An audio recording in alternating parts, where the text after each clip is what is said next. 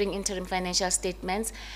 They have committed that they will give to province and their own internal audit and other assurance structures to review them, and not all of them will hand them to AG, but quite a few have also committed to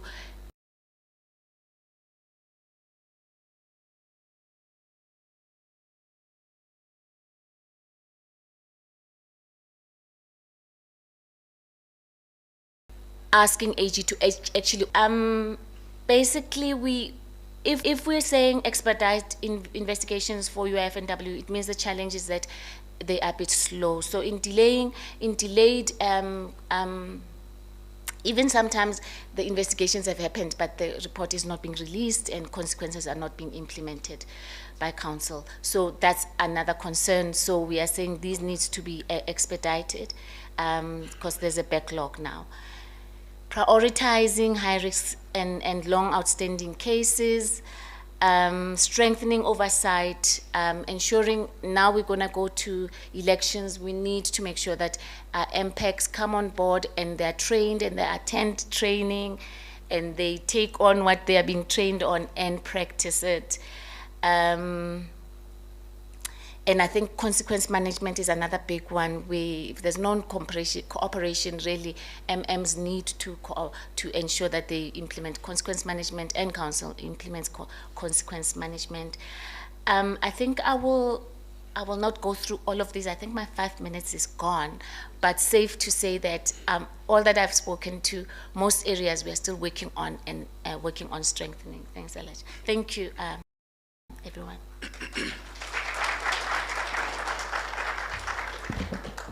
Thank you so much, Sis Nelly. We appreciate the presentation and for leading the governance workstream. We're going to move quite quickly, colleagues. I'm now going to ask the digital transformation workstream.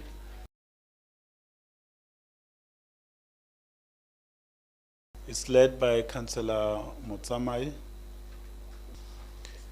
Thank you, Chair, Program Director. Good morning, MEC and the colleagues and the teams from all the departments.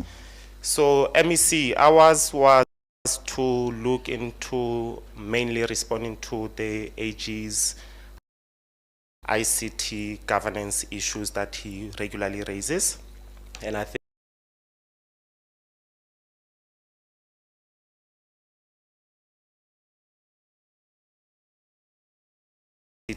governance issues that he regularly raises. And I think Tate Mapari, when he comes up to give a report in terms of the work that we've been doing, he'll also indicate the work that we've done. But I think from our side as a team, we've done quite a lot of work over the last couple of months, mainly making sure that we standardize ICT across all the municipalities, and the municipalities have actually been responding. I'm happy because recently, in the past, in our meetings, we used to have non-attendance of municipalities as an issue, but through the intervention of CORTA and the teams, the municipalities are now responding. In the latest meeting, or the last meeting we had, out of the 11 municipalities, we actually had 9. Last couple of reports, it was around the weak ICT governance, the skills shortages and poor project management. And our mandate was therefore to look into modernizing or the modernization of government across Gauteng and how the municipalities are working, looking at the public services efficiency, and also simplifying the citizens' engagement. You can imagine as municipalities, we go through a lot of engagement with the public, but most of the times you have a few people attending those meetings and we are not able to get the true reflection of the needs of the public on the ground. So we are wanting to make sure that we improve the digitalization of citizens' engagement.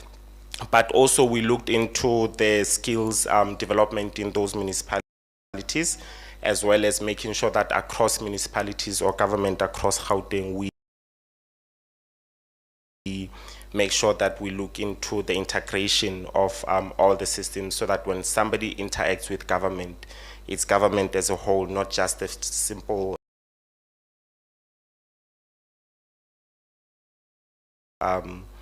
communication or departments not responding to some of those issues. So that one was the key basis for us when we started trying to identify where municipalities are in terms of digitalization, and some municipalities have moved, and those that are still performing or those that are still below the 80%, we are making some interventions to make sure that at least we work with them to improve and make sure that we get to all municipalities above 80%. Tate Mapari will do the presentation for us. Thank you. Thank you, MMC, and good morning to all of you. 5 minutes for IT get to be very little. Moreover, when we are speaking of exciting things, as it stated, the presentation was made to be very short, simply because we're also going to demonstrate what we have achieved, what we have done. So our mandate, as it stated, it's straightforward. It is in line, moreover, with us as eGov. eGov is strictly responsible for making things to be feasible through a technology platform. So it get to be, next slide, it get to be even easier for us, because there's no longer a bond before technology anymore. Everyone wants. Okay, next slide, please. Yeah. So what this is basically our aim. We have to modernize government, and modernize means we're moving, and we have a lot of complaints that happens from the citizen that says we went to an office, they are offline, we cannot achieve this because the systems are not available. So this is basically the end to end of it. And then the next slide basically looks onto what we had to do before we can fully find ourselves moving, which is basically to look onto the strategies. Do we have strategies with municipalities that allows us to develop a roadmap? Do we have modern technologies that makes it feasible for us to get there? Is our digital services aligned to all these structures that we have, policies like the use of public Wi-Fi, free Wi-Fi to the citizens? Are all those things there, so that whatever we are to deploy, it be associated with this? We tend to have a lot of data, and is that data assembled to help the executive to make decisions, where use cases are there for used to create a decision? The MEC Mamabulo always speaks of skills, more technical skills as well. For us was not only to officials, we also citizen, so that we can bridge that digital divide. We also looked into cybersecurity. Are our system credible to store your data, so that your data is not accessed by the wrong people? The next slide demonstrate our findings. This is a slide that got the political lead to be very interested in this stream, because this slide demonstrates to you that we still have very red municipalities where skills is not there, technology is not there, data is not managed, strategies are not there. So we had to do this as is, so that we can move forward. After doing this, we developed the projects that are underway, and the projects that, which is the next slide, the projects that are underway are project informed, but with what you are also complaining about, with what I am also complaining about.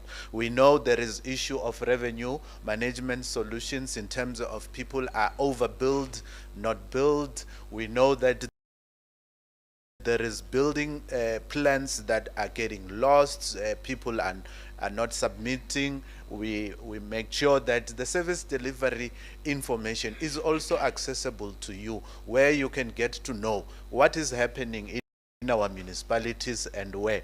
We speak about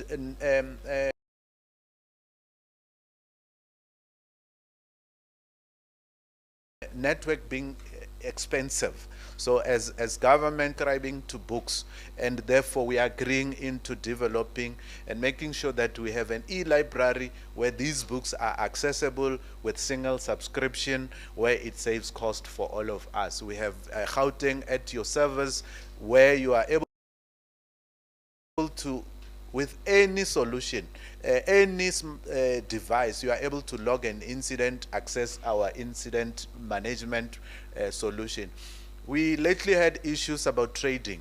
We're busy with the app where the issue of spaza shops are able to register online. Without fail, you are able to verify this spaza shop is working, effective, it is associated with the province and the related. One thing that we are always told is that officials are not working. We are moving from a traditional performance management tool to an online performance management tool, where we are able to see who is doing what, how do we fully take account of officials within the municipalities and the province. All these are therefore making a digital platform. So here, one in the next slide is just taking a snapshot of our successes. We have Office of the Premier, we have CSR that we're working with. One issue that is very big to us is land invasion. We're going to demonstrate to you today a land invasion solution that demonstrates that we know that this space was empty yesterday, today there is something. Community safety is going to act against that what is placed there. So, and that is a game changer solution. We're not going to be having people driving around looking for invasion that is illegal. So our solution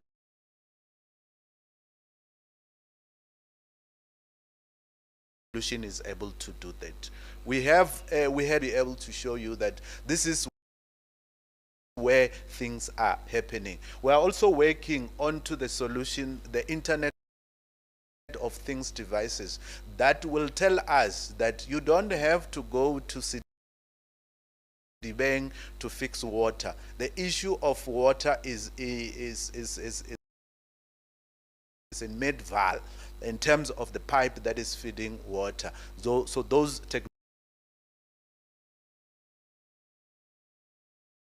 technologies, we are deploying them so that we are able to do predictive, we are able to see that this water flow that need to be maintained. In terms of fully managing indigents, we have deployed an indigents register. We have already gone live with the municipalities, Mogale City, Randwest City, Mfuleni, and Mirafo. They are already online, meaning you are able to apply for indigent solution online. That system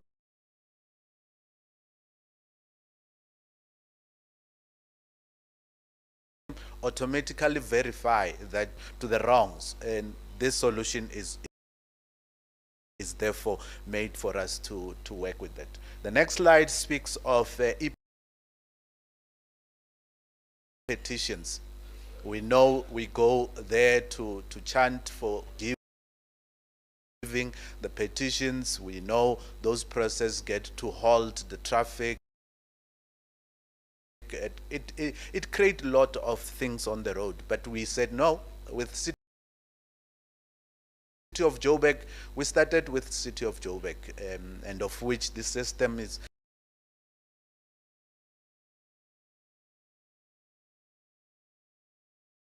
very much being used, but this is not enough in terms of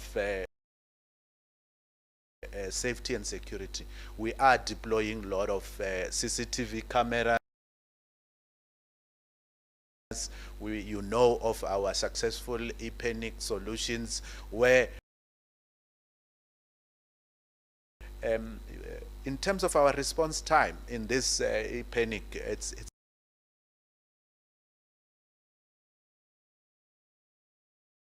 less than 3 minutes. Local government turnaround barometer that tells you where were we, where are we, and we're going to demo that as part of the launch. Thank you very much for the 5 minutes.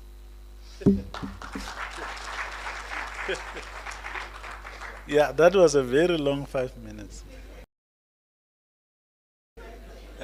But we thank you. You did make a disclaimer that it's difficult to make short that which happens in the ICT space. But everyone else will say the same. So last night I was watching television and I saw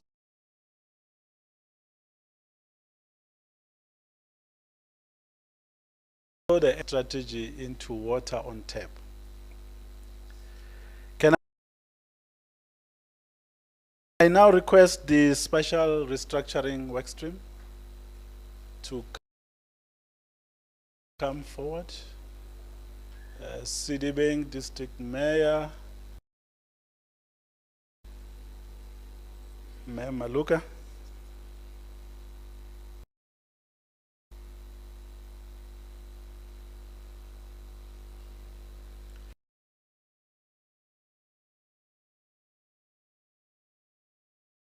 Thank you very much, Program Director. Let me greet. It's about addressing the apartheid special planning and ensuring fully that our municipalities complies with the SPLUMA, and also how do you also put controls in that regard. So, Chair, in that note, I'm joined by Ms. Manini and Tariq as the technical team. They've been doing the work on the ground in making sure that our municipalities are also supported, and all of us were able to meet up. Wow. Good morning, everyone, and thank you very much to you, ma'am.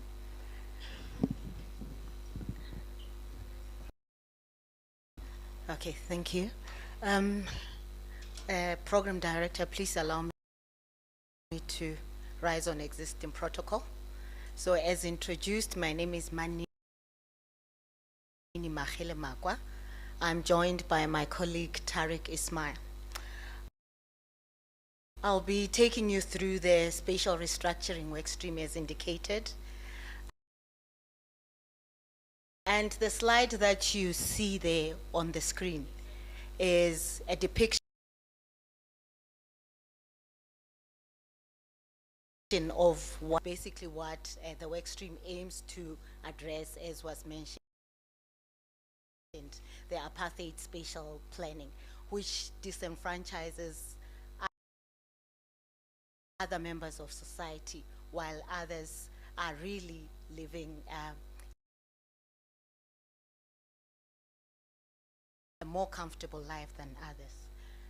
In the next slide, it will be an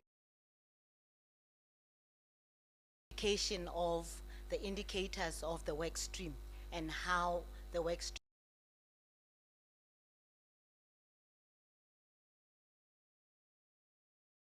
aims to address this. And the work stream has 5 indicators, which would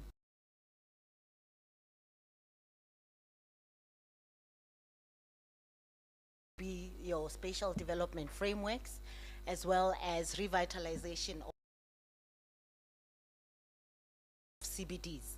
CBDs are the engines of municipalities, and without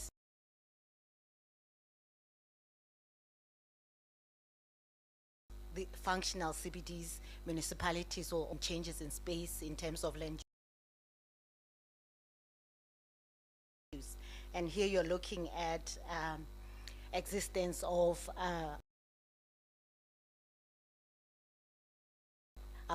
appeal authorities or tools that are required to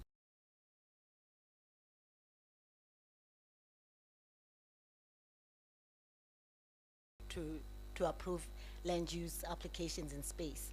And then we'll also look at or hostels in general, municipal, and those that are owned by province. And then moving on to the next slide, it basically depicts the approach. If you go back one, yes, it basically depicts the approach that the work stream takes to applies to drivers to spatial restructuring. And it looks at doing the right thing in the right spaces. And this, as you will notice, it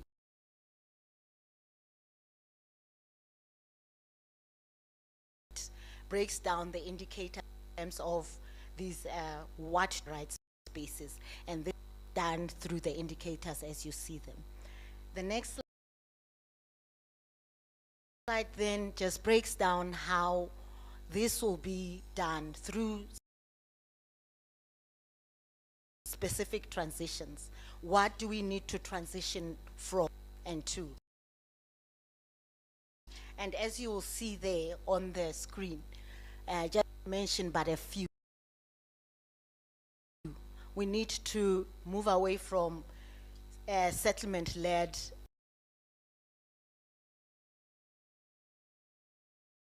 planning or approaches, but we need to move away from motorized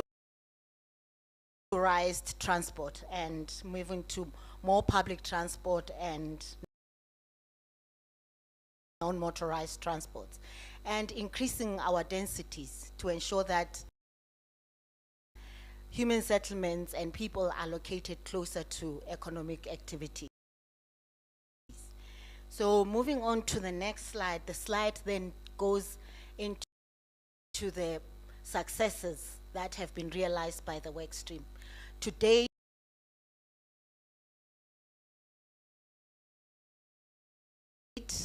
the province is 100% compliant. Budgets that are meant for projects that are going into municipalities are aligned to spatial development frameworks. And this is to ensure that province does not respond in municipal spaces where municipalities are not planning their infrastructure, and then we direct investment in that manner. Working together with municipalities and Department of Treasury, as well as the Office of the Premier. And the next success is to do with the CBD revitalization. With the CBD revitalization,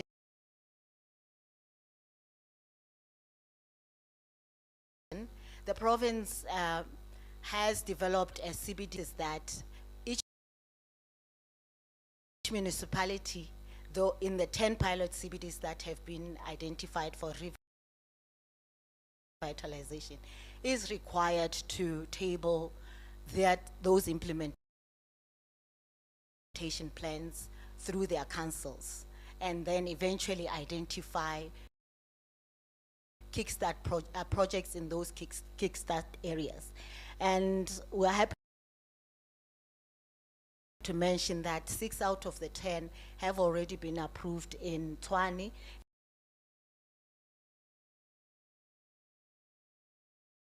Ekurhuleni and Midvaal, the Friday service delivery operations. And these are implemented through task teams in municipalities working together with province. And the next one in land use approvals as I mentioned, the tools. All municipalities have functional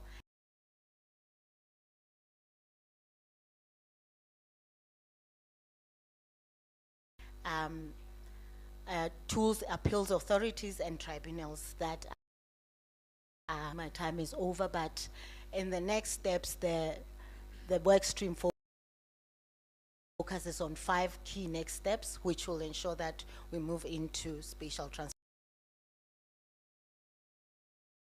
Thank you.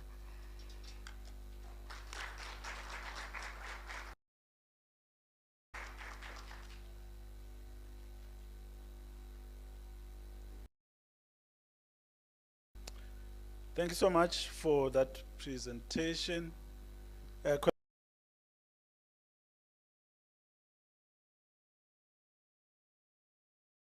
This is a work in progress of the different. I'm going to now take this opportunity to just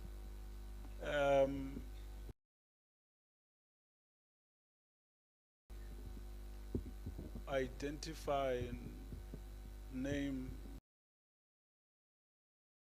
the persons that I broadly acknowledged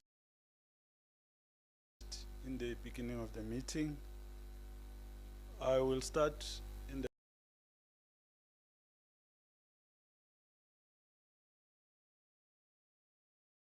front row, but I won't introduce everyone at once. But I want to stand and just wave, please. Thank you very much. And next to her is the mayor of Mokale City, our brother there, Lakisele. Simoropil.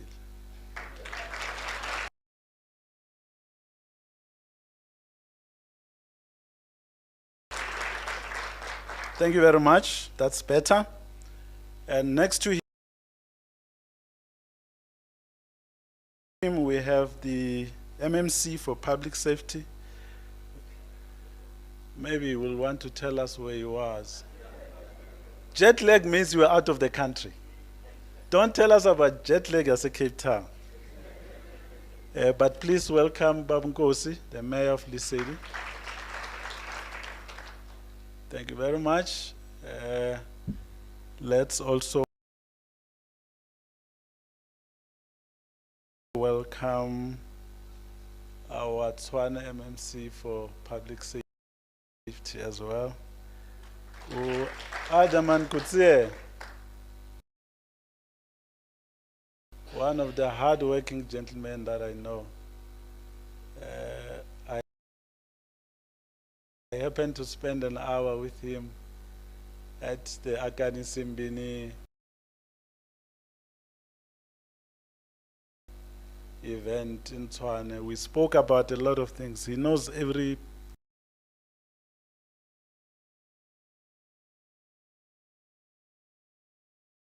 thing.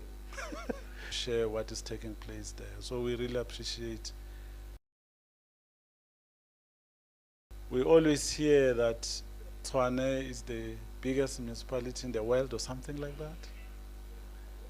So there's a lot of work. So yesterday I was in Winterfeld at a funeral.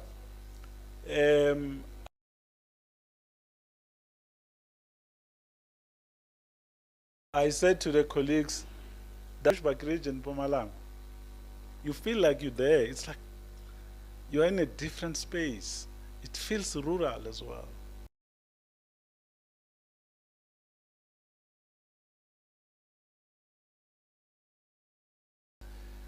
It feels like you can't say it's part of what you call city of Tshwane, because nothing says city about it. But we have a lot of people who live there who are committed to making things work. In the part where I went, we went to this cemetery, and you could see just the order there, and the Tshwane police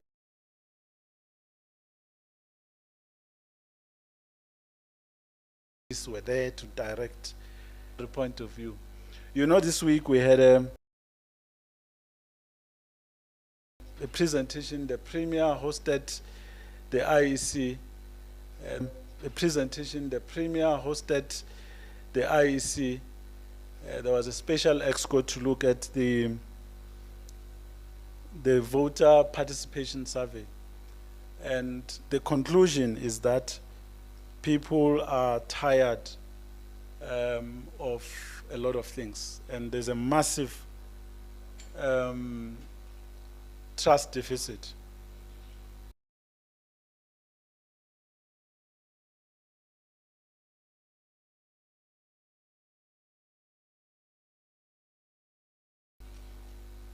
So, which is one of the things that to do the work, the technical team, they say to me that they are ready now. Are you ready? Thank you very much. So those are some of the things that we do that you don't see. So we do manage crisis on a daily basis. But we don't tell you because it's boring. You want us to come up with solutions.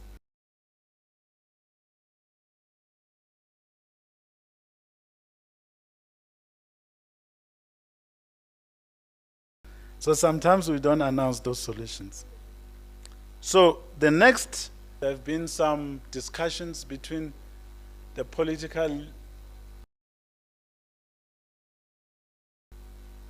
persons as well as the, so sometimes we don't announce those solutions.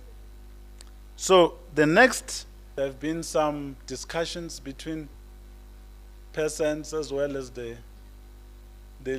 technical lead. So I've been embarrassed before in this program, so I'm afraid to commit as to who will be presenting, so they will sort it out themselves. Thank you very much, ma'am. Thank you very much, organized labor and everyone who is present in this gathering.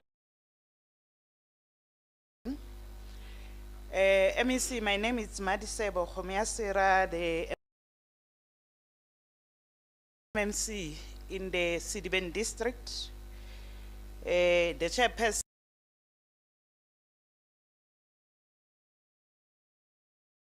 of the institutional senior managers post, field municipal managers and senior managers, as well as filling the critical service delivery post, so that municipality can perform 100% and give our community a quality services. Number 3 is to make sure that all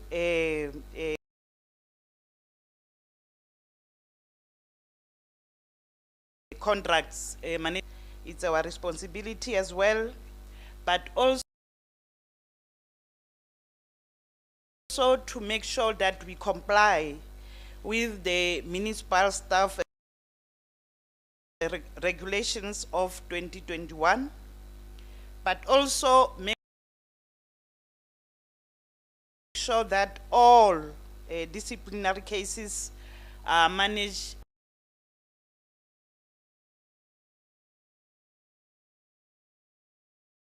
accordingly and be concluded on time as a work stream, so that MEC, you can see whether we are progressing or not. Thank you very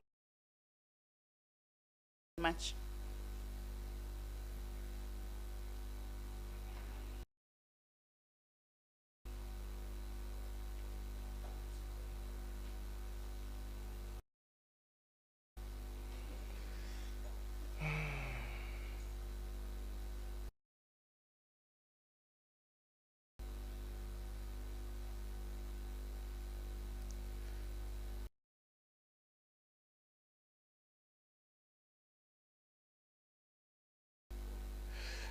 Thank you very much, Program Director. Program Director, these are the areas of focus for this work stream. you will realize that everything that is being said by all the other work streams drills down to one thing, the people. So our work stream is looking at the people, hence it deals with capability.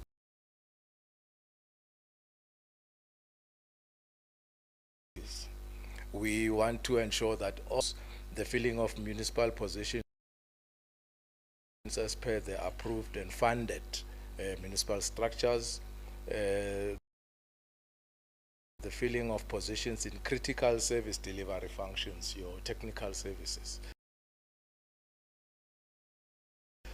and as well as your performance management and the skills audit. If you could go to slide 21, please.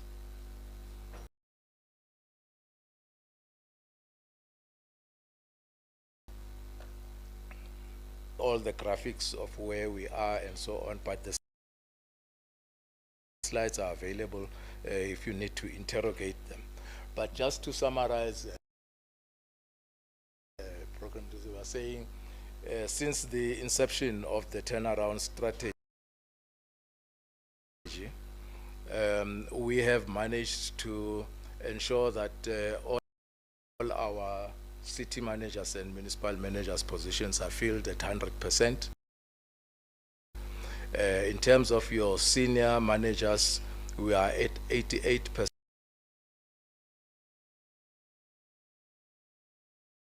And improvement since the last the inception of the turnaround strategy. We are lagging a little bit behind on the completion of the skills audits. However, our partner, which is the CSIR, has now already begun the work to ensure that we comply with the implementation of the skills audits for all our municipalities in the province. We have a timeline of the end of June, which is the financial year of local government. We are aiming to ensure that by the time we get to June, we are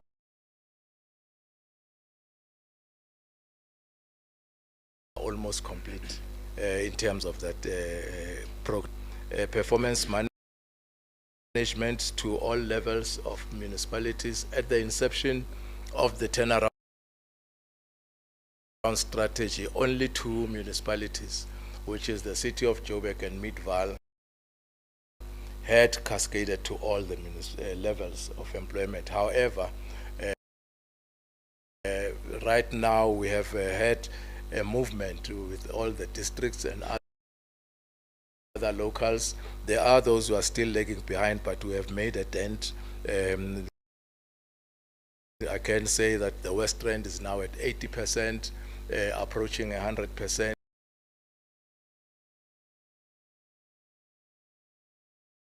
And the other municipalities, they support the turnaround strategy. Next slide, please.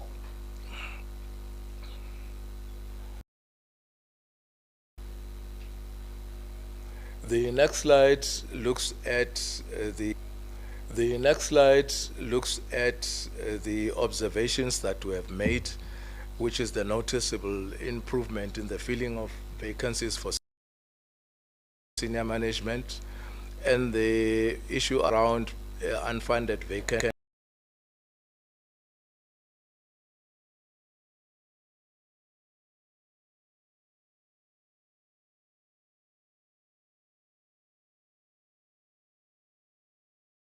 Unfunded vacant positions, we are starting to implement them. We have high reliance on fixed-term contracts, but that dispensation is going to be changing very soon.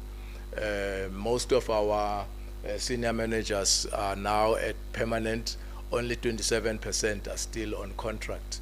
We expect that prior to the elections or immediately after the local government election,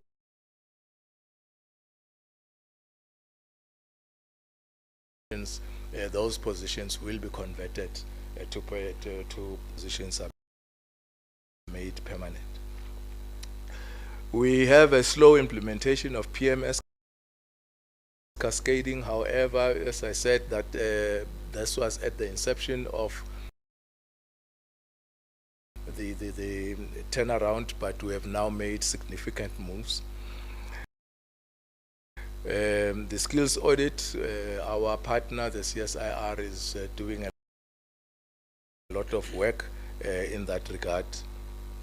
The next slide, please.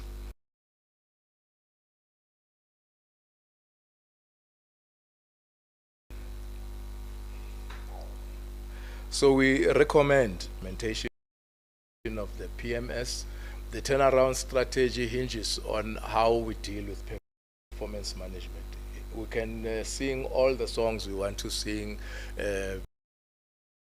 make all the glorious presentations, but if we can't ensure performance management and the implementation and the institutionalization of it, we can just forget. We ensure that all municipalities and complete their skills audits. This is a requirement by law, by the way, that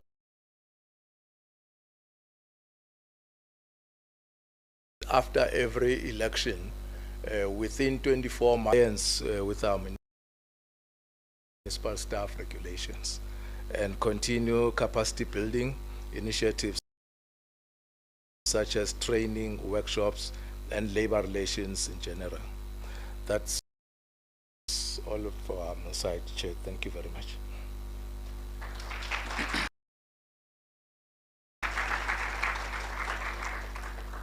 Thank you very much for that presentation. I can guarantee you that the next work stream, just like you said that all the other work streams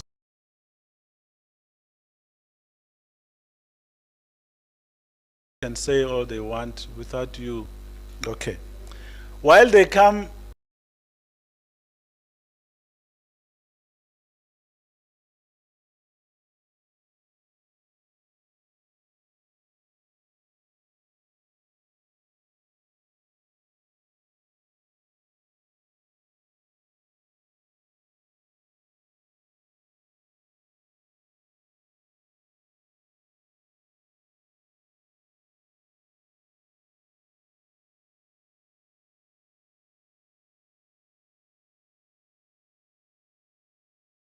many director general. So the man who directs generally in Gauteng is Mr. Edward Musue. Please stand and greet. Thanks so much. And then next to him we have the HOD for DID, Bamutla. So far he keeps the record of being the tallest in the province. We have done all sorts of research, even GCRO will tell you they haven't found anyone taller. So we stand proud that is part of the portfolio under the Office of the Premier. All right, we also have HOD Mutlaneng, Masabata, where are you? I saw you were in your church gear. Oh, sure.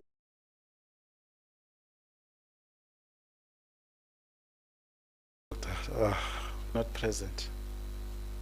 I have the names here, but I don't want to call people who are not here because they will also be exposed, you see.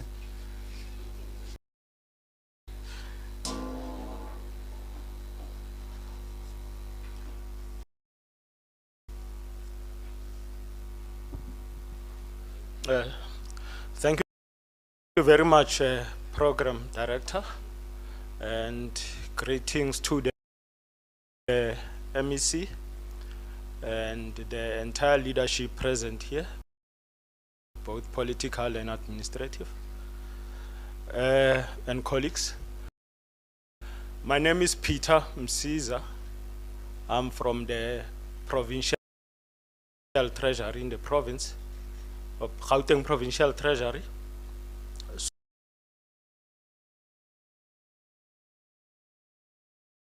So we So if we move to slide 3,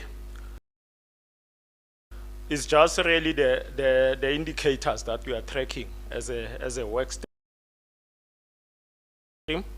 In total, there are about 13 indicators that we are tracking.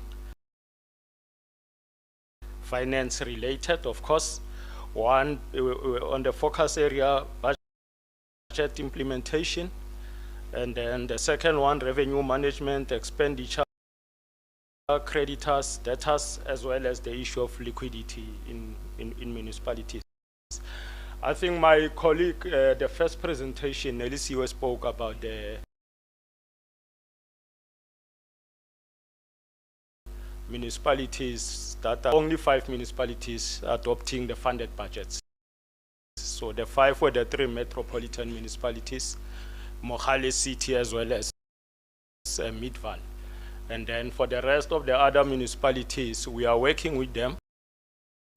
They compiled what we call the budget funding plans, and we working with them to assist them to move from being unfunded towards a funded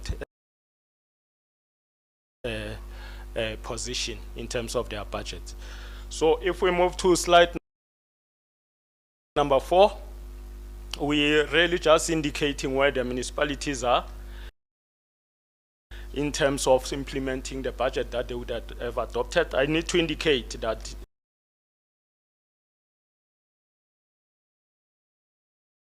the figures municipalities themselves have reported on. They upload on a system developed by National Treasury called GoMuni. So on a monthly basis, municipalities are therefore required to upload the information there on that system. So what we do as a treasury or as a work stream, we just extract the information from there and conduct the analysis.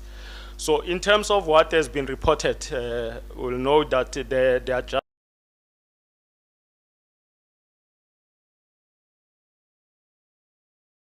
adjustment budget were at 229 billion, and then the billing to date 180 billion, which translates to 79%.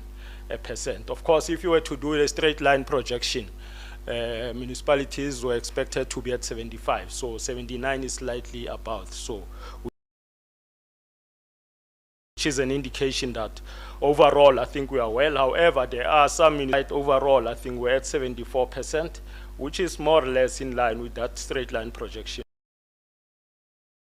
of 75%. So on that front, I think we seem to be doing well. If we move to the next slide, we're really focusing on government debt, or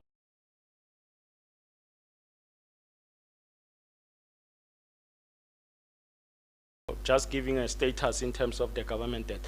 Again, I need to highlight, it's an area we are working on through the committee which we call Debt Management Committee, led in the main by ourselves as Treasury as well as working with our COCTA colleagues.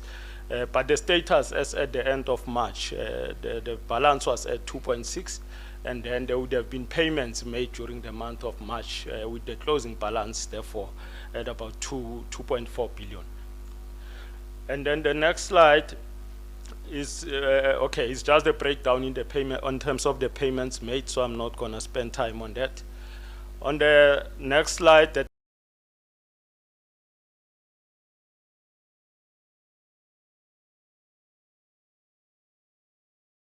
Debt Management Committee, I just need to highlight 2 things here. It's work in progress. As the program director also this committee, we've been able to unlock payment to municipalities to the tune of about 2.4 billion. And yeah, for the current financial year alone, about 2.8 billion has already been made through the intervention of this committee. I think, yeah, maybe in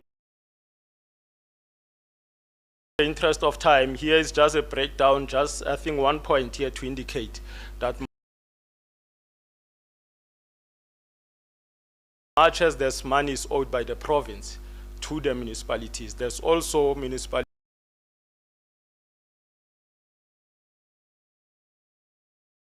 owing monies to the province.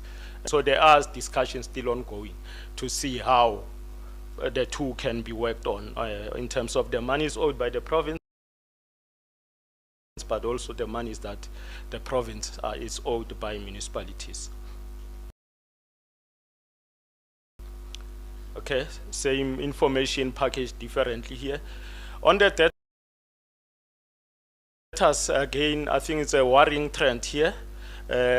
Currently, the outstanding total debt is at 173 billion. I said at the beginning, we've got a challenge in terms of the credibility of the data. Because if you look for the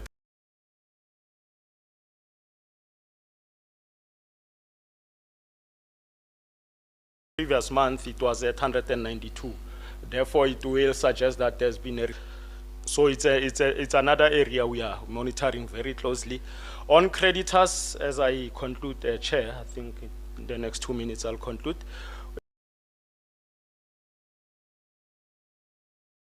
The figures, we are now at 34 billion. For the February, we're at 40 billion, which suggests that there's a decline or decrease of about 6 billion. However, also in terms of this, possibly there could be the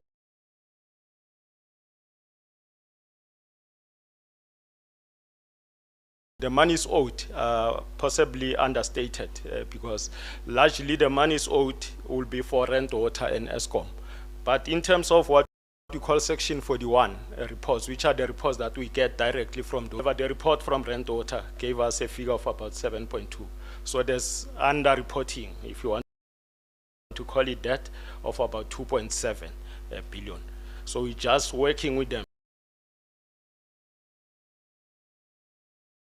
with all the affected or involved stakeholders to try and verify the information reported.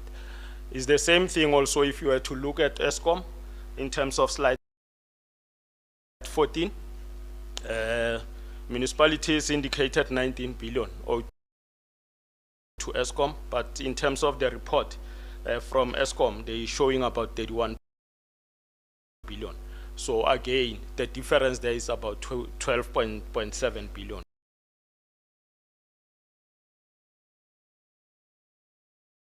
If you look at the two. I think at the end of the third quarter, the spending was only at 45%.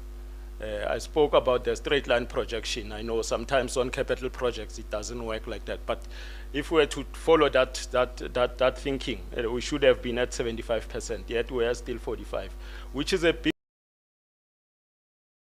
risk because it means, in a sense, municipalities may not be able to spend all their budgeted capital expenditure budget. So, and the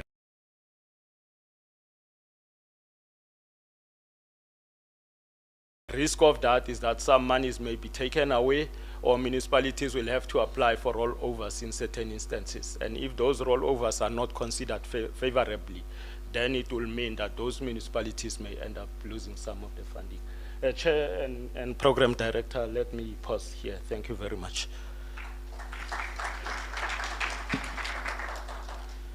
Thank you so much for that presentation. Can I also say that I have been petitioned to request those who will be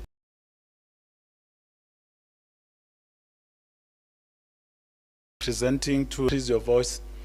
There was an exco where the issue of the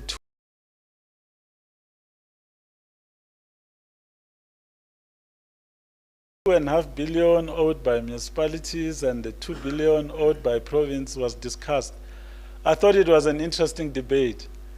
I thought, why doesn't everyone just keep whatever they have? No, that was just me thinking. Please, just bear with me. Can I request the disaster management workstream to come present, please?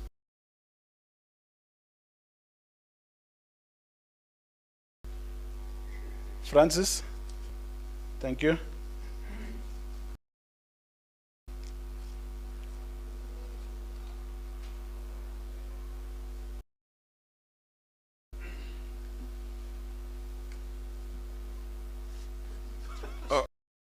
Okay. Okay. No, thank you very much, Program Director. Greetings to the MEC, greetings to the mayor's presence, greetings to MMCs, labor, all the officials, HODs, yeah, in that order. Now, we are going to be presenting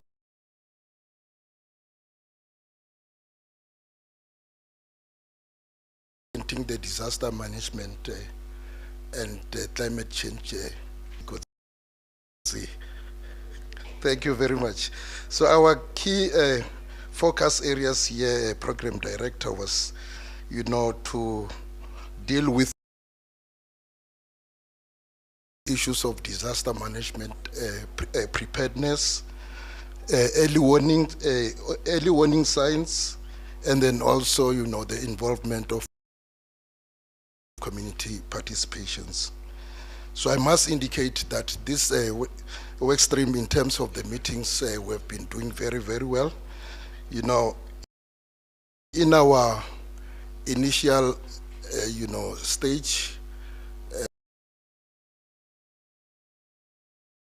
municipalities have not been coming on board. But from where we are, I think the municipalities are doing very, very well. A report in terms of, the sinkholes that we have in Gauteng, more than 5,000. I must actually, indicate that part. But working with our partners, which is CSIR, we are actually, dealing with issues of classification and declaration of, those sinkholes, so that we can get an assistance from the national government. I'm sure you would have, been aware that national government has prioritized, issues of disaster. So, yeah. We also had, an international training which was held in Bloemfontein, which we also had our team, participating there. During the disaster, the floodings which occurred in Limpopo and Mozambique, we've managed to send our team in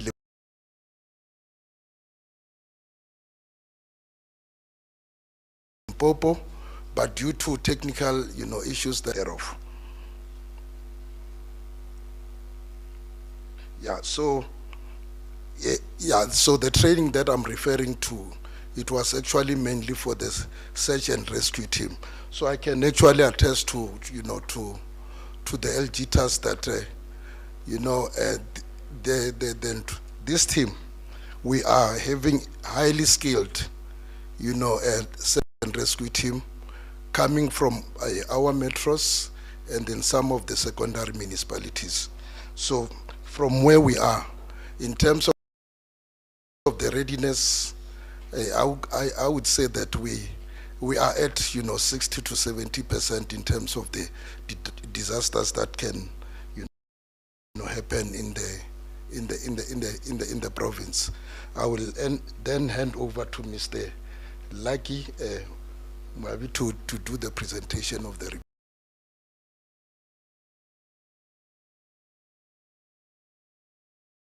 Thank you very much.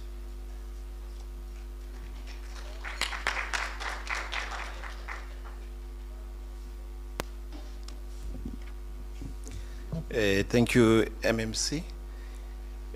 Program Director, let me stand on the protocol that has been observed already, just to ensure that I'm able to cover all areas that I have been requested that I need to provide today in terms of the update.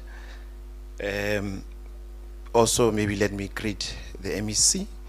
The stream that I'll be providing the updates for is the disaster management and climate resilient work stream.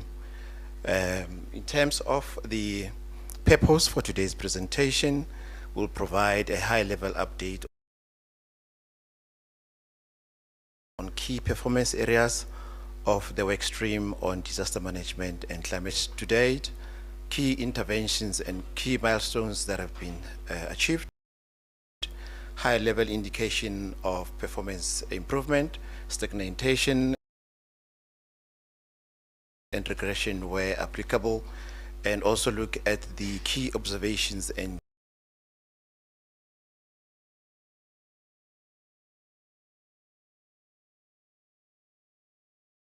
challenges, major constraints, risks, and systemic challenges affecting the implementation, and lastly, look at the priority actions and key way forward in terms of the immediate and short-term corrective actions in terms of the immediate and short-term corrective actions and strategic recommendations for building capacity in municipalities in terms of disaster management and fire services capabilities. Further areas of improvements for consideration, including supporting municipalities on the review of disaster management plans, and most importantly, allocations of the budget for disaster risk reduction and emergency response. Colleagues, while budget allocations for disaster management operations include emergency relief interventions, it is limited, resulting in slow and effective disaster response efforts. The workstream itself, programs. I'll just go to the third one. Based on the state of readiness of the disaster classification of sinkholes in the province, the workstream is working with the national Cooperative that have adopted the sinkhole. We have already adopted the sinkhole strategy in Mirafong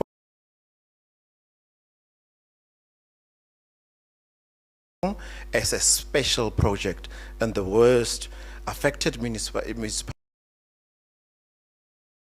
as the worst affected municipality in the province. This initiative ensures targeted intervention, implementation protocol necessary for rehabilitation of sinkholes and repair of infrastructure in Mirafong to enhance operational efficiency in response efforts. This protocol further facilitates streamlined responses and enhances operational readiness. Lastly, in line with the local government turnaround summit resolutions, the PDMC has developed a business case and actively engaged the CSIR in implementing initiatives such as aimed at improving integration of technology and leveraging technology for early warning systems and data and data analytics to enhance response capability. Key areas that the stream is looking at, one being training and resourcing of disaster management officials and firefighters, yes, firefighting stations and firefighting trucks, climate change mitigation and adaptation,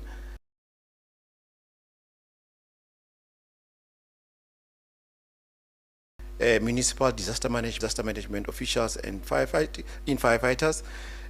To date, colleagues, we have trained 900 wardens in disaster management to ensure our province is prepared to institutionalize disaster management as per the SOPA of 2024.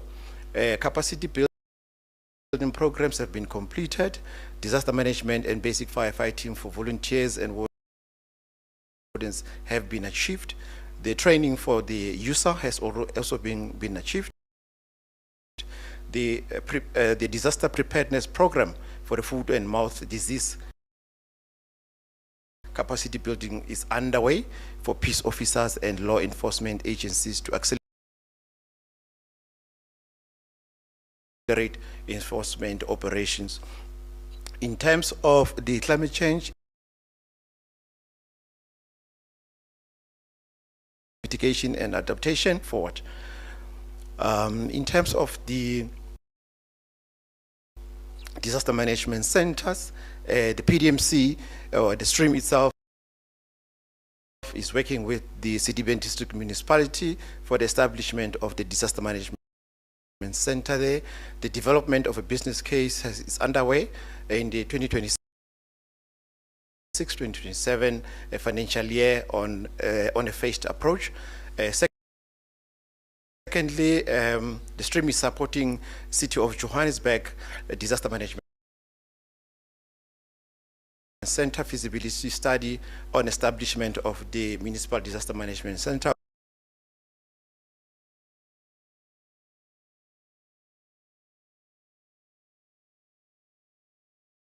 Which is, there's engagements with the CSIR. The business case has already been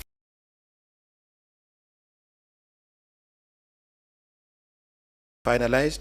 We are actually working on ensuring that we are having funding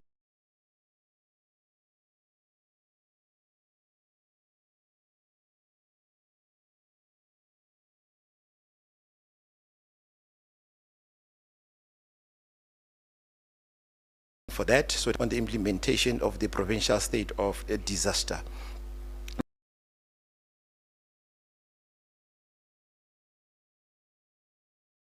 Now, in terms of the, we are monitoring on our side, then in terms of the municipalities, Lesedi, we'll start with Lesedi quickly, colleagues. I've got 2 out of 22 officials have been trained on incident management system. 15 of the 22 officials are equipped with firefighting and first aid. They're sitting at about 68%. One out of 2 fire stations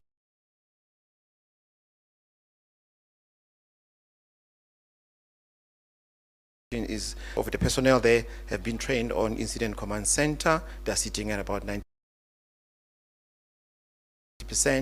The training in terms of firefighting, they are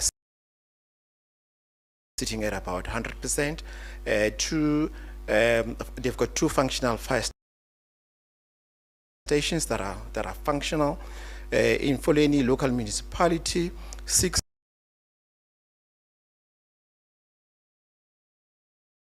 officials have been trained on ICS. In terms of the firefighting, 25%. West Rand is doing so well in terms of the training for incident command center. They are sitting at about 75%. The skills in terms of first aid and firefighting, they are hitting the 100% spot. And they've got 5 functional fire stations that are currently working there. When we come to City of Tshwane, they have trained all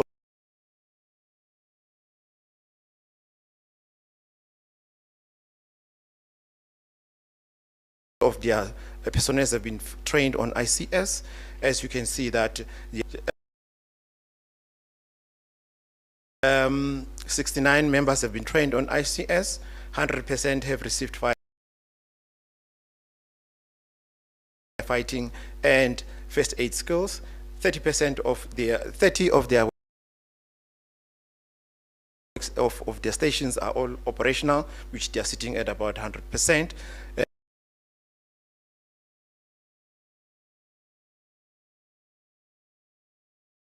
City of Johannesburg have received training in terms of fighting and skills development, and 30 of their workstations are operational. Just only one, which there's an issue with it, but they're sitting at about 97% in terms of operations. Colleagues, in terms of the challenges that the work stream is faced with,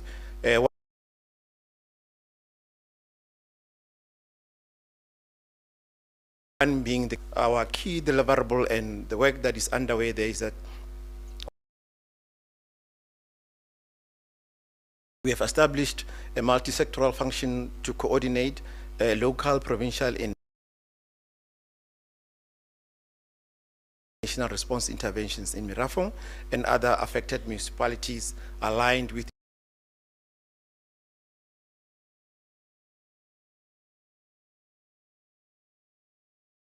implementation protocol.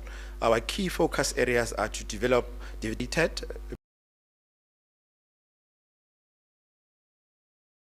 backfilling sinkholes in the high-risk zones, repair of infrastructure of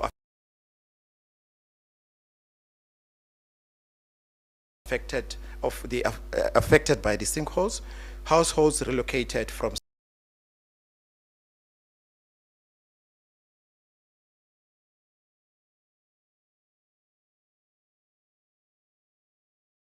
sinkhole high-risk zone. Colleagues, in conclusion,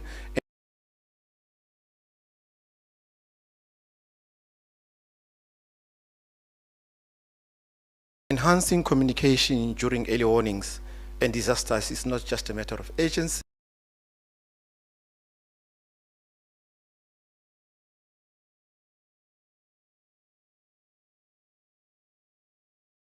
It is spread across sectors, invest in technology, and ensure that everyone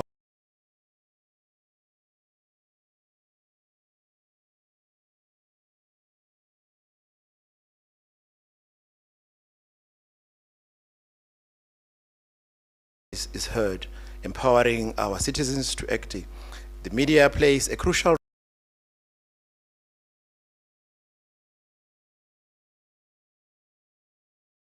role in disseminating timely and accurate information that can save lives. By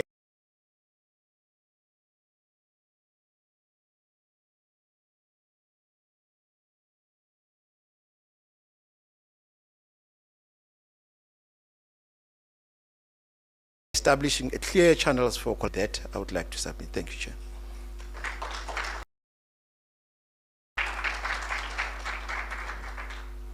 Thank you so much for that presentation.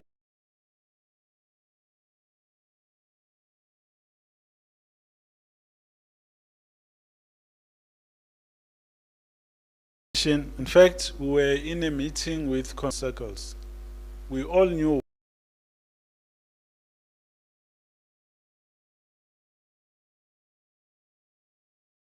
what the problem was, but for some reason we couldn't decide to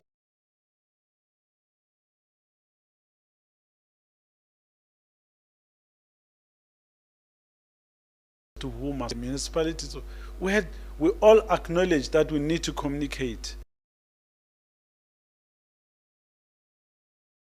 and we said, okay, now we are going to do this, and no one committed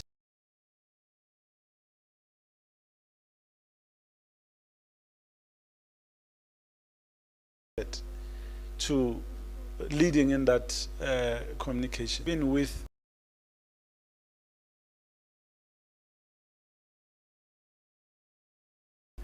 other areas, especially in security, with the Derby, we were part of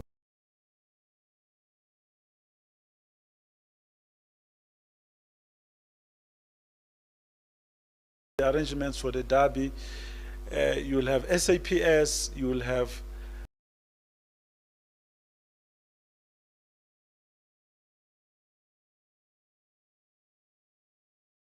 last part is a very important one for us. So we are going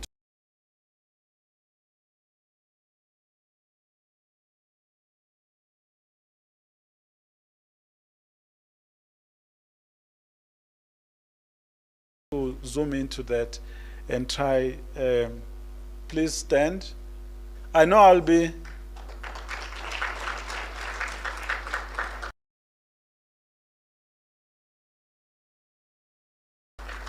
yeah, so you see that clapping of hands, people agree that it would have been a disaster not to acknowledge.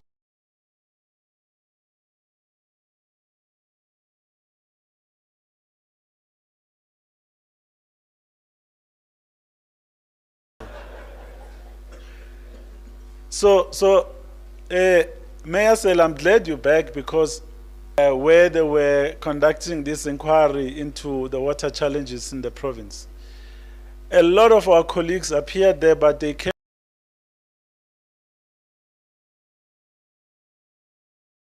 under a lot of pressure. But we then started coaching our municipal managers. We said to them, we believe that the chairperson of the session is not fair. The way he's treating people and just the posture of the Human Rights Commission there.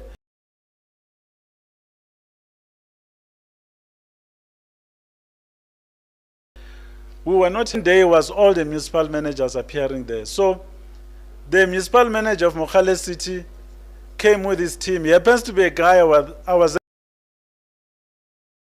at varsity with, by the way. So I approached them as they were coming out of the lift. I said,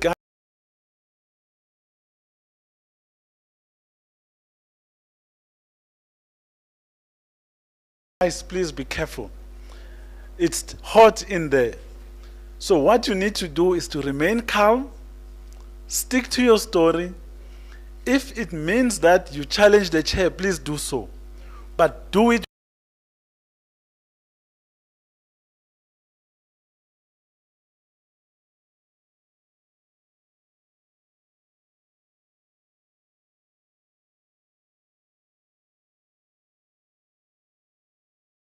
with respect.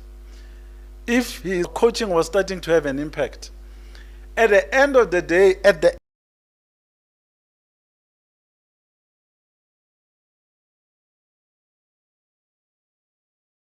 end of the presentation by Mogale City, the chairperson of the session, Dr. Boshoff, was a different person, because we felt that we needed to coach our colleagues there. We told them that it's not going to be easy. The challenges are clear for everyone to see. Please don't justify or deny anything. So let me now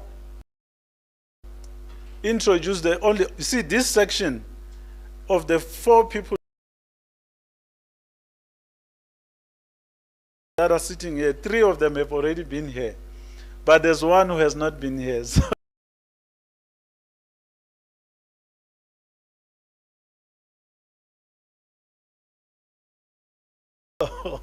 So I'm going to introduce the speaker. Thank you very much. We are almost done. After this, we have just 3 more, and then we'll be done. And we are on time, by the way. Thank you very much.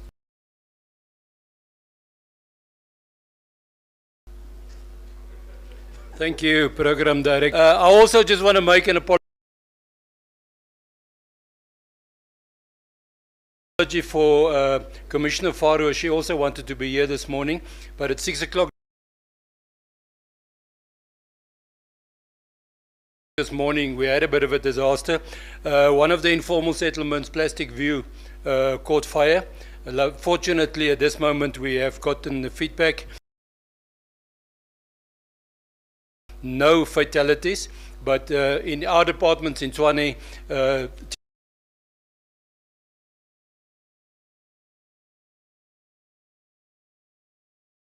MPD, the collaboration that we're doing within this portfolio, we have come to a point now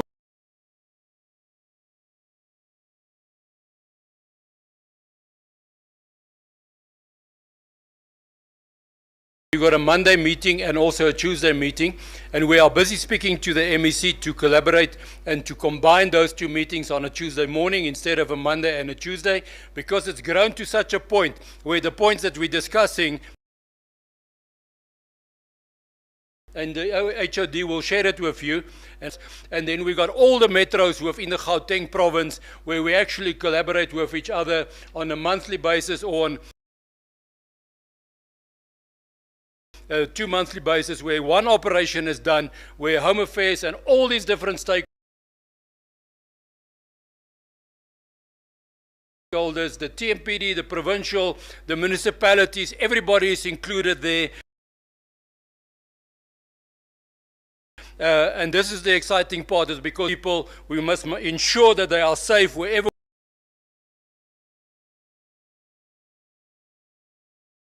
we go, with SAPS, with Home Affairs. I don't want to go to that area now. You know what my mind is thinking when we talk about Home Affairs, but they are also part of our stakeholders. So let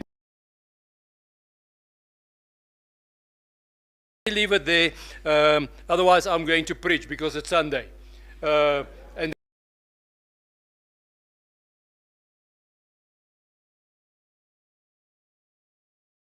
all of you can shout amen, but I'm going to hand over to the... No, thanks.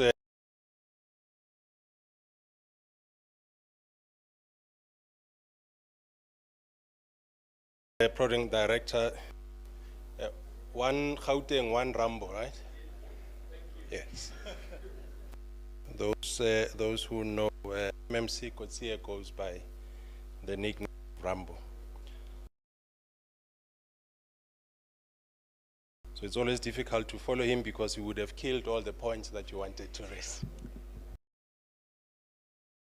Elijah, your equipment is not complying with my height.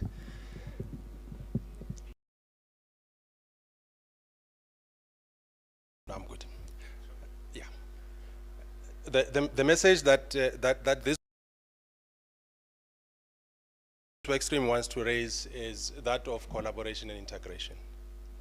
This is born out of the integrated crime and violence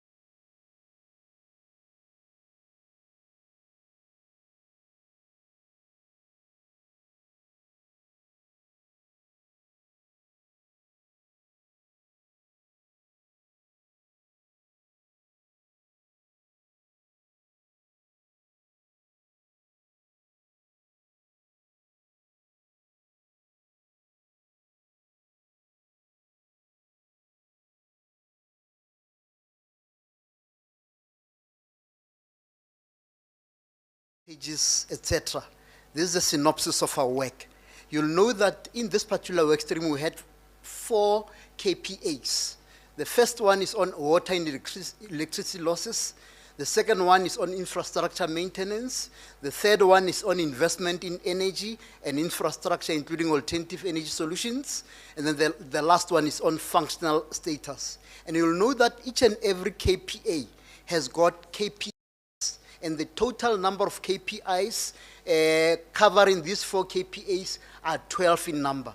And what we are doing in this particular work stream, we are assessing the performance on municipalities according to these 12 KPIs.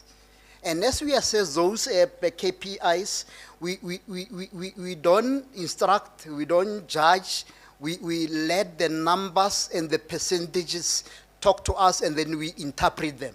You'll know that in all these KPIs, all of them start either with a number or with the percentages. And the argument is that if you cannot count or you cannot measure it, you cannot assess it or you cannot explain it. Therefore, all our reports, if you look at the next slides without going to them, all of them are talking about numbers. And these numbers in terms of percentages and real numbers are covering matters which we monitor, like water infrastructure, sanitation, electricity supply, water collection, municipal grants in terms of monies, or municipal grants given to municipalities, and restoration of indigent families. And having looked at those numbers, we as a work stream decided to come up with the following observations, which I'll read to you so that they make sense to you rather than giving you the numbers. On the recently experienced water supply disruptions, which has been a topical issue in our country, the work stream has noted that the occurrence of the disruption led to water strategic reservoirs dropping to below safe levels of 60% to 34% in February this year.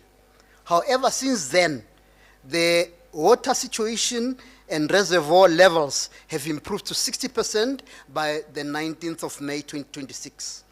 The state of municipal reservoir levels has moved from an average of 35% to 64% in 6 municipalities, with Merafong remaining at 30%, which can be attributed to 40% restriction by the water rent, and Joburg water having improved from 43 to 52% by the end of May, 18th of May this year.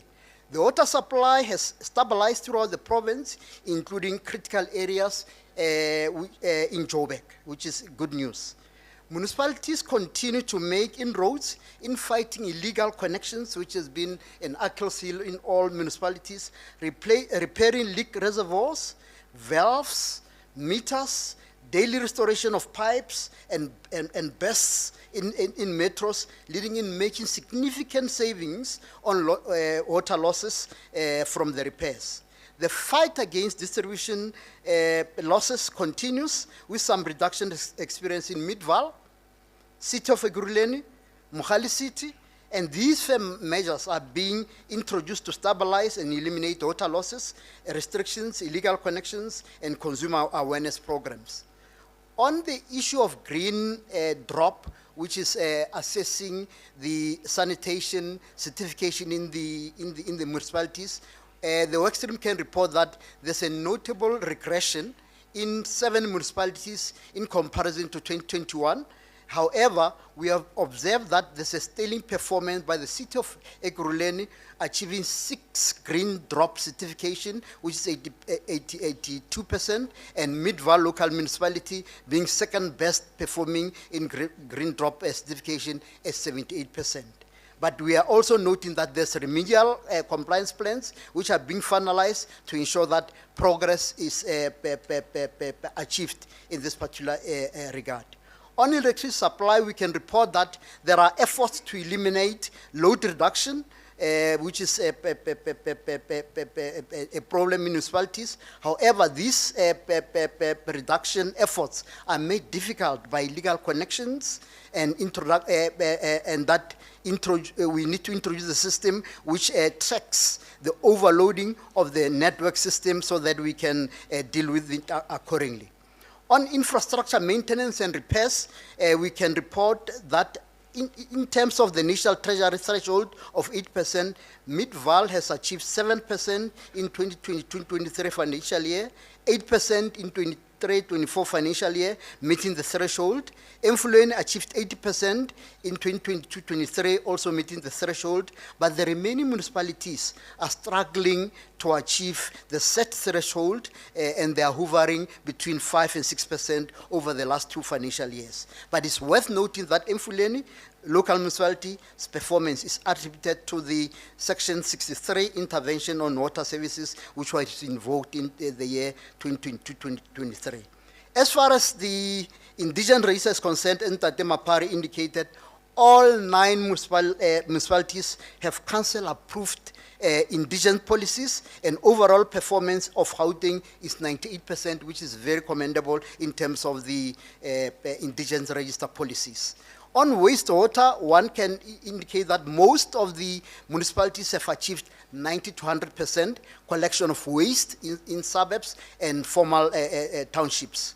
As far as municipal grant infrastructure performance is concerned, we can note that the below expenditure is for the 3rd quarter in 2025-26, and the overall municipal infrastructure grant for local municipalities stands at 48% of allocated budget as the end of February this year. I must also note that the Rand West City has spent 70% on this municipal grant, followed by Mid-Val at 51%, and the metros are hovering between 45% and 50% in the 3rd quarter.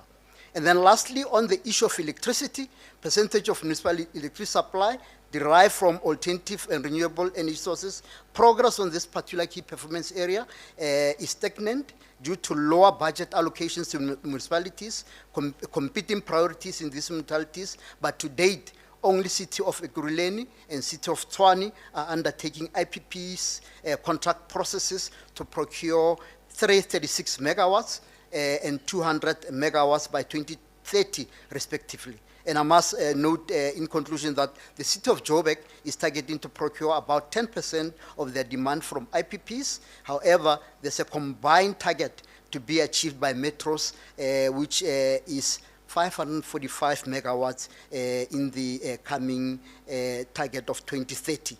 I must also indicate that there are 2 major areas which this particular work stream is responsible for: traffic lights and potholes. We have not made progress in this particular regard, but in the next round of reporting, we should have made progress in this particular area of work. We have done work as well as a province during G20 on tracking these numbers of traffic lights which needs fixing and potholes, and this particular work stream will make sure that we will indeed make progress and monitor this particular work. And I want to thank you, Chairperson, as far as the report is concerned.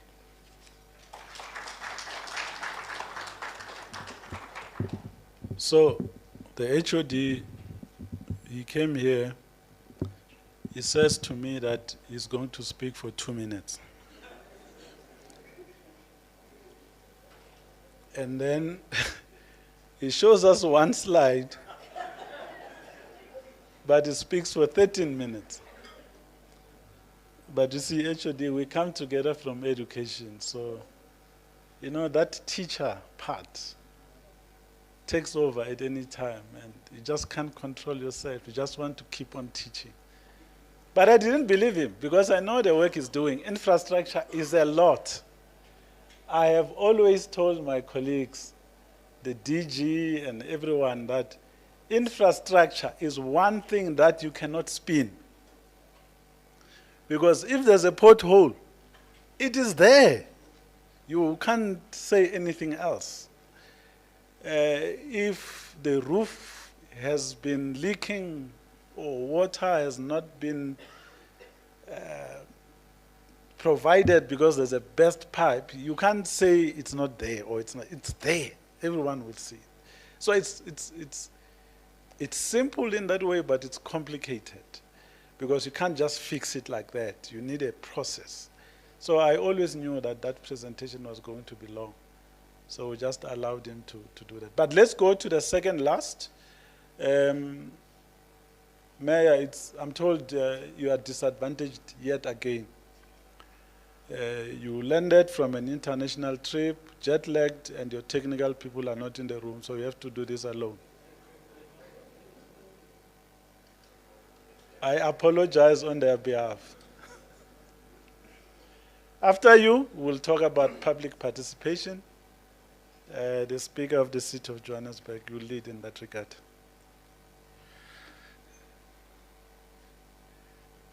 No, thank you very much, Program Director. Let me write on the protocol that was observed and just greet the MEC, mayors, speakers, MMCs, and all our esteemed officials, members of the media, and our leaders in the trade union movements. Program Director, I'm not coming from Cape Town. I just landed this morning. I'm coming from a city called Baku in a country called Azerbaijan. I'm from the World Urban Forum under the auspices of the South African Local Government Association. So I landed this morning. Now when you land, you get a WhatsApp from the MEC that I'm sure, I know that you are outside the country, but you are going to come in this meeting. Then I realized that I'm in trouble. And when I arrived here, obviously, the officials were just whispering to me that, hey, your technical team is not here, they've thrown you under the bus, including the MMC sitting on my sides there. Then I told them that I stay under the bus. I stay under the bus, I live under the bus. If you don't believe me, you can ask HOD Safety Roach. I stayed with him in a room where at the university during our first year in 1995. Since then, I'm still staying under the bus. So I'll talk to the presentation. My notes are here. I'll talk to my notes, and then they will be shared with members of the media. And it is a brief. The purpose of this brief is to provide the media with an overview of progress made by the local economic development work stream, including municipal performance, the strategic interventions, and the job creation initiatives, investment promotion, township economy support, and green economy project. As you know that this is a new baby initiated by the MEC Mamabolo when he came to all municipalities that we should work together and align with this work stream. So our strategic objectives of the work stream is promoting inclusive economic growth and job creation, supporting township revitalization and local business development, advancing green economy initiatives and strengthening municipal turnaround plans, and enhancing intergovernmental collaboration and partnerships, and aligning municipal programs with provincial and national development strategies. So our key areas are aligned with our strategic objectives, but I'll only mention a few of our key areas of focus, the job creation through EPWP and CWP, and infrastructure projects, the township economic development and informal business formalization, the procurement from township business and green economy and sustainability initiatives. So I just have a few municipal performance highlights I want to indicate. The first one is from the city of Ekurhuleni, that since we have started MEC, the city of Ekurhuleni has had about 13,711 jobs created through EPWP initiatives. And also they had 5.5 billion in investments attached to date. And the investment summit will bear testimony to that. And also, they have issued 2,059 permits to formalize informal business. That includes the formalization of the spaza shops and so forth. The ongoing implementation of solar and renewable energy initiatives are also on call, and as and when, because it's work in progress, as and when they become successful, we'll also give the figures. The second is the city of Johannesburg, which had about 12,000 EPWP jobs created during the reporting period, and also 16.7 billion in investment value attracted, and also the investment conference that was conducted by the Premier will bear testimony. About 1,331 informal trader permits were issued also in the city of Johannesburg. And then in the West Rand district municipalities, in the West Rand we encompass all municipalities. It's also the same situation with Sidibeng. There are multiple infrastructure and agricultural projects underway. The new investment initiative linked to retail, automotive, and manufacturing sectors. The continued support for township business and informal traders. We would know that in Sidibeng in particular, there's a special economic zone that was sanctioned there. It has started in Lesedi. The dust has started. The yellow fleet is there.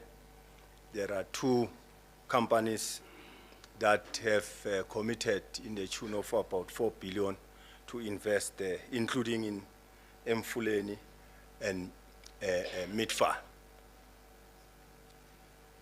The strategic interventions, the work stream is implementing several interventions to strengthen performance, including monthly monitoring and coordination meetings, enhanced municipal reporting and accountability mechanism, the support for municipal turnaround place, the increased collaboration with sector departments and stakeholders, and the promotion of public-private partnerships.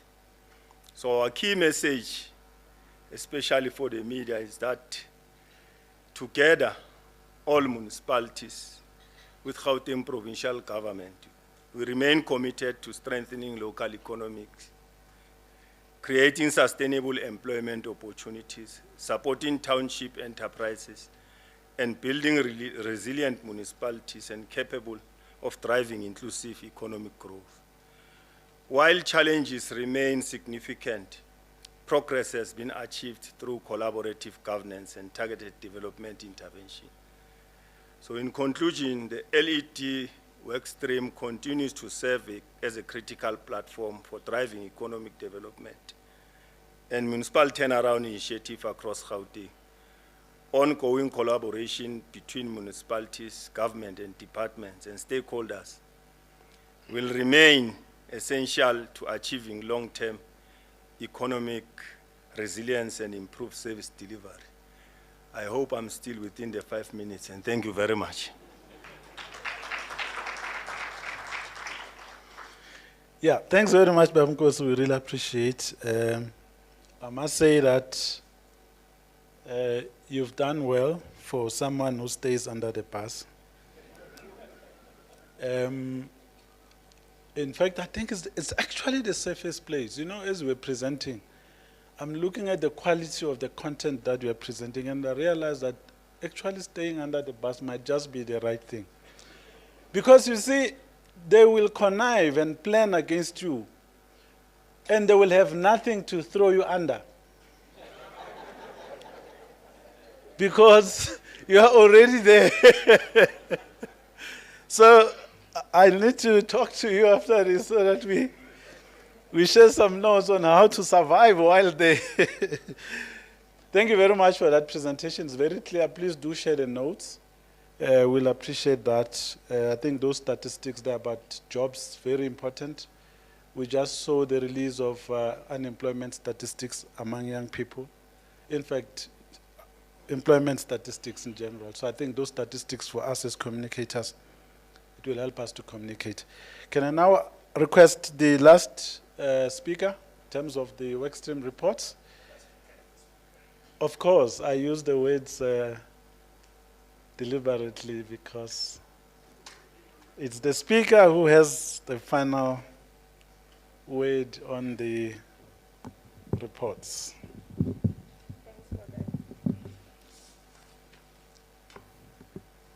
Thank you so much, Chair, and good morning to you as the chairperson. Greetings to the MEC, to all workstream chairs, good morning. Officials as well as labor, good morning. Chair, I'm not presenting, but I am introducing the petitions and public participation workstream.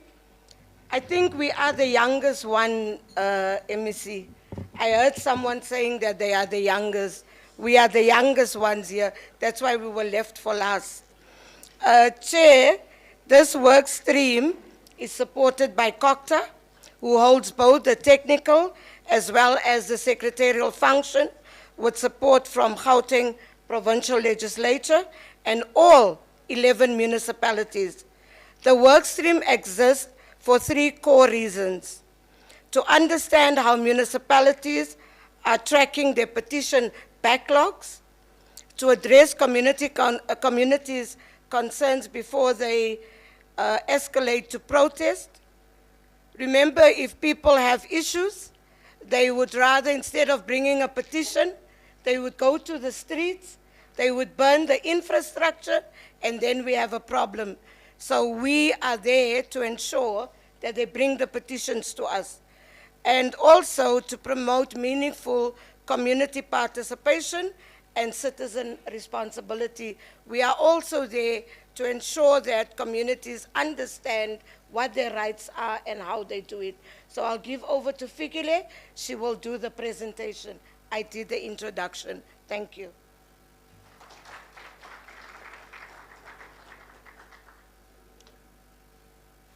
Good morning, MEC, executive mayors, MMCs, HODs, senior managers, and colleagues. My name is Fikile Matsinye.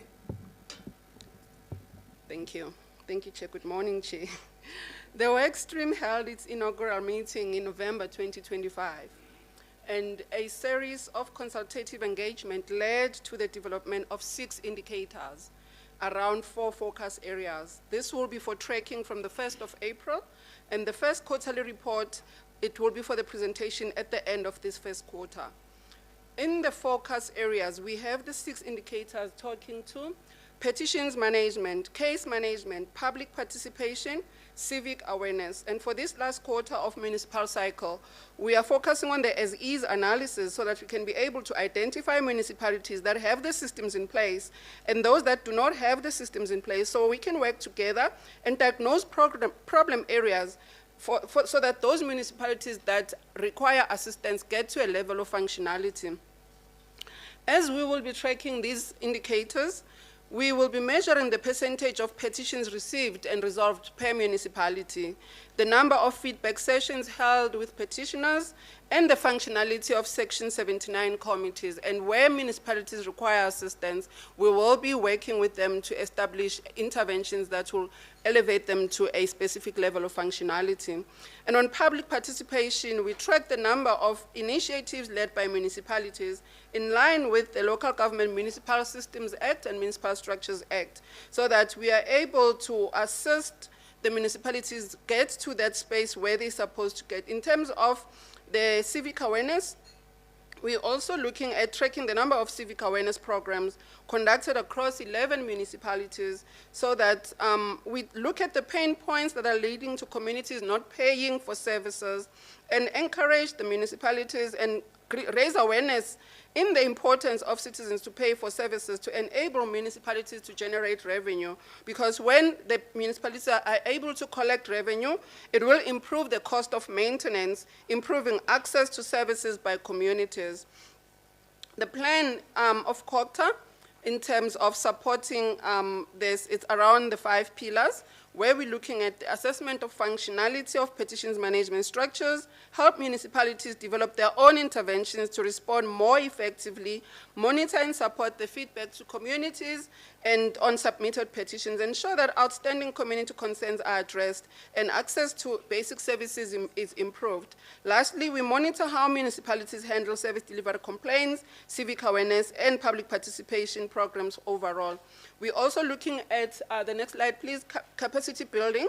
We are training municipal officials towards achieving a higher certificate in community development grounded in asset-based community development principles.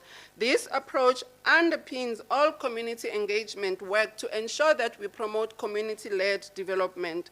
And also, we have trained 30 municipal officials in public participation, and this is supported by civic awareness and community education programs led by municipality themselves. Thank you very much. I think on record time, I'm the one who presented the list. Thanks, Chair. Yeah, actually you did. I was busy talking to him. He's my boss, believe it or not. Because he's at COCTA, as much as I'm in the office of the Premier, when it comes to this function, he's my boss. So I was saying to him, we should have also created on the program like an awards thing for the best dressed presenter, the most compliant, because I mean, you look at the speaker, she would have taken the award for the best dressed. But also the most obedient and time-saving. The categories would have been amazing. Unfortunately, next time. But thanks very much for saving us the time. Colleagues, we are almost done. We just now need to request 2 speakers, Dr. Sandile Malinga from the CSIR, and also Samu, the provincial chairperson, 2 minutes each. To pledge their support to this. MEC, while we were out, I did say that I needed to avoid a disaster by making sure that our labor partners are properly acknowledged. But I knew that they would come to the front later for them to formally pledge their support to the work that is being done by the different work streams, and also tell us a few words in terms of their impressions thus far. But all of that should not exceed more than 3 minutes per person. But just to confirm that we do have partners in everything that we are doing. CSIR is there, and there will be a demonstration of the portal just after the messages of support. And after that, we'll then be requesting the MEC to come and speak. I don't see the DG MEC. Oh, the DG is back now. Okay. So now that the DG is back, maybe I can say this. DG, please settle down. This is a message for you because I don't get to speak to you a lot, even though you are my boss. But I want to tell the DG, DG, this is me reporting to my boss. Ne? So DG, every morning, Monday to Friday, I chair a meeting of communicators from all municipalities with the support of COCTA. In fact, we're supporting COCTA, but the MEC has given me the task to facilitate that.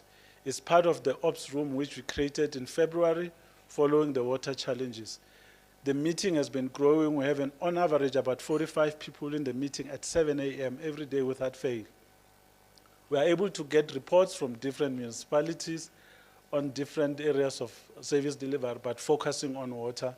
We've been able to integrate the meetings to focus on power, to focus on all other areas, safety as well. We take presentations, we invite SALGA, we invite water and sanitation nationally, province, they are there all the time. Everyone reports in that meeting. It's a very good meeting that we have. It's working. The MEC is part of that meeting. Sometimes he just logs in and he says nothing. But on Mondays at 6 p.m., he joins us and he gets to work with us. So that's what we are doing with local government. We're providing the support, we're coordinating responses. We're trying to make IGR practical as per the instruction of the President on the 30th of April. So I thought I should report to my DG about what we are doing. But to the MEC, let me also share with you, MEC, that we don't have all the municipalities in the meetings every morning. Some have decided not to come. We don't know why, but we have visited municipalities in their own offices, MEC, to just find out from them what's happening, what operational issues are affecting you to ensure that there's free flow of communication. Unfortunately, MMC Motsama is not here, Utsamail. But is he here? Oh, no, I wanted him in the room because I wanted to complain about Midval. Maybe I must not report Midval because he's not here. I was hoping not to mention Midval because we are worried about those colleagues there, because we want a proper, cohesive, coherent coordination of communication in the province. All these presentations that are here are going to form our messages in terms of what we need to communicate. So the work that has been done has given us a wealth of content that we should use to communicate further. So we are going to convene a special meeting where we will want 100% attendance when it comes to municipalities, so that we feed back, because we don't accept the fact that the political principals are in the room, but the communicators are not here. It doesn't make sense to us. So I thought I should just take this opportunity to report on this particular one. But now let me request Dr. Sandile from CSIR, as well as the provincial chairperson of SAMU, Mpho Dinyane, to come forward to give us their words of support. Thank you very much.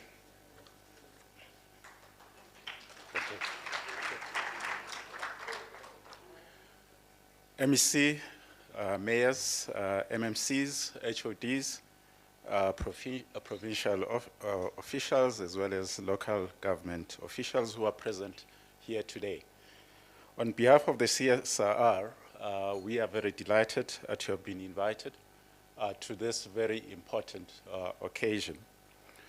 The CSIR is a knowledge and technology and innovation institution, which is proudly located, MEC, in this province. And so you were earlier talking about Pirates, which is my team, talking about Sundowns, which is a team in the province, as well as our neighbor, Kaizer Chiefs.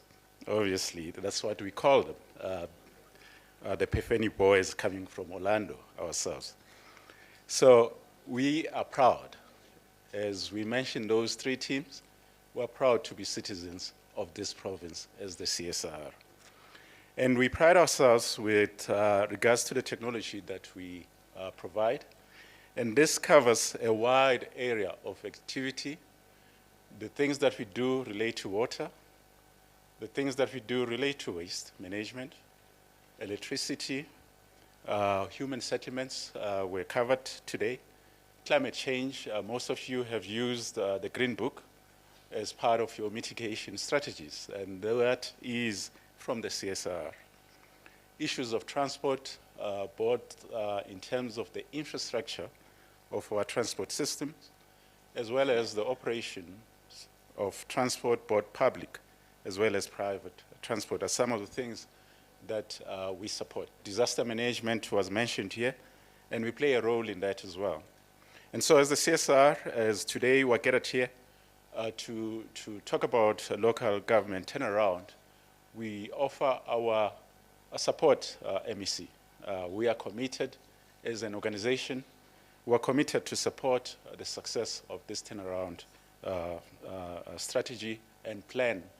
And some of the things that we will be demonstrating today is the dashboard that tracks what progress has been made and other things that we're contributing to as the CSR. And so we want to say, and standing here on behalf of the CSR, we believe that by working together, we will be able to succeed and transform our service delivery in the province and in the country. We thank you.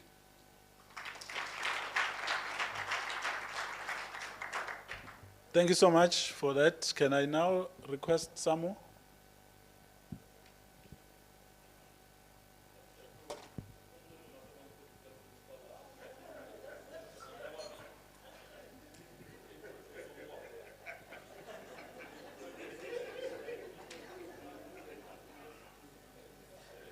So there was a voting deadlock as to who should come and speak.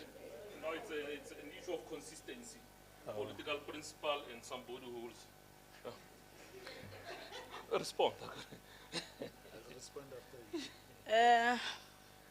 you. Good afternoon, MEC, leadership, mayors, and labor.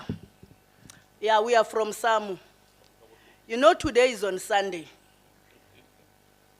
In the word of God, it is written, where there is somewhere, you know, some is keeping me busy, I'm no longer going to church, but there is somewhere that is written that you must preach the gospel, whether it's time or not the time. That is why now I'm giving to the PS to do the talking. Then I will pass only one message for 1 second with the MEC in front of the executive mayors and the whole leadership of Gauteng. Amandla? No, thanks, man. It was just an issue of consistency, MEC. Tatele Sele came and then somebody came and presented. One came, so we're maintaining the decorum. Yeah.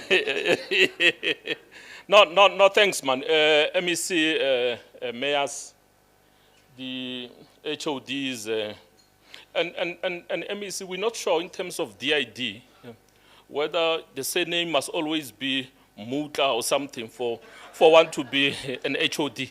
We just want to check. Yeah, Elijah. Yeah, so it's fine. But we just want to make a few observations, MEC. The one, we appreciate the invite to this particular engagement. We were part of the summit, the local government summit, and it also assists us to be able to track in terms of the commitments that were made by various municipalities and COCTA in this particular instance. So we appreciate the posture from COCTA in terms of ensuring that we're always part of the developments. We believe that as and when we move towards building developmental local government, one of the most important things is to ensure that indeed we build the capacity of the state to ensure that we are able to deliver services. So we'll prescribe and commit to anything that will ensure that indeed there is progress in terms of the delivery of services in various municipalities. Functioning municipalities are in our interest because we'll then keep our jobs. Imagine if municipalities collapses. So it's in our best interest. And we also pledge, MEC, that our responsibility is also to ensure that we ensure that workers are game some in terms of these particular issues, to ensure that we do what is expected of us. But we also want to, in passing, want to as and when the digital transformation work stream was here, they spoke of, digitalizing a number of things, including petitions.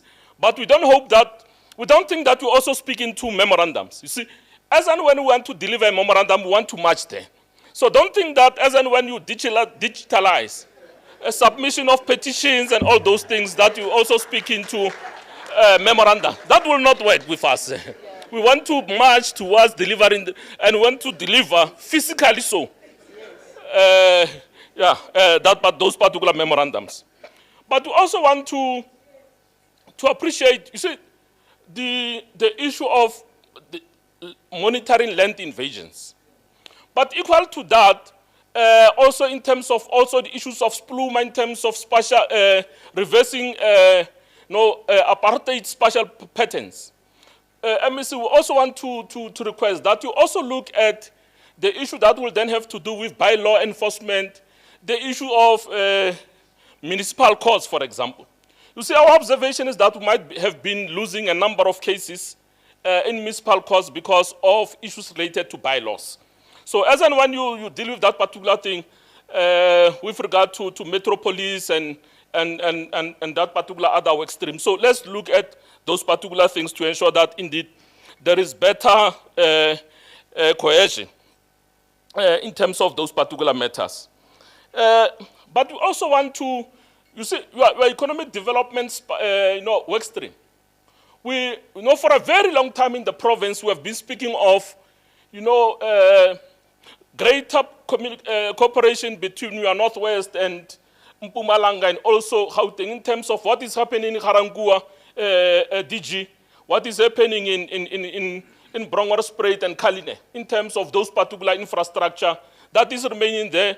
We, in the intention of ensuring that indeed we are able to create jobs, let's ensure that indeed IGR kicks in, we deal with those particular matters, we are able to ensure that those particular firms there are able to remain functional. In terms of your work stream, Bratemba, yes, we agree that let's, in terms of ensuring that we build capacity, let's ensure that we, issues of filling of vacancies, not only critical, filling of vacancies. You see, what we have established now is that, you see, the recruitment process now, or the filling of vacancies, does not necessarily have the stamina to catch up with natural attrition. So let's ensure that indeed we move towards congruency to ensure that indeed we are able to develop, to recruit the required staff to deal with issues there. But we also want to raise this thing, MEC, as and when, yes, you work with the issue of the global city region. We have had the Premier speaking of the issue of metropolis not having, jurisdiction in the province and all those things. But we also want to indicate, you see, MEC, these things are regulated by collective agreements. It's nice for you to speak there, but please engage us, consult properly, so that as and when there are issues, we are able to make the necessary interventions and able to assist with regard to the required collective agreements in terms of that particular situation there. We have seen the issue of the water losses and you see your electricity losses. We agree. You see, people were, in terms of the issue of government, employer and labor. If you give employer 50 minutes, you also give labor 50 minutes. I was just saying in passing. So we have seen something in Ekurhuleni, MEC, in terms of how then do you manage water leaks, especially in indigent families. How then do you respond to a water leak which is inside the family, which has been declared indigent, for example? Do you leave it like that and say that that particular household must then be able to fix that particular water leak? Because what we'll then do is that people will simply dig furrows and that particular water will simply flow in the streets. So let's look at that particular thing. And as when we move towards conclusion, yes, we we appreciate that there is a need to ensure that the 229 billion that is there for utilization by municipalities is well spent. So we will then become party of those who spend that particular money properly. But the other thing, we just galloping, comrades. Issues of funding of local government, we believe that there is a greater appetite from government now to engage on the issue of funding of local government. So we have made the necessary comments on that particular one to ensure that indeed we deal with those particular issues. But we also have an issue with your department, MEC. You see, Treasury is becoming something else now.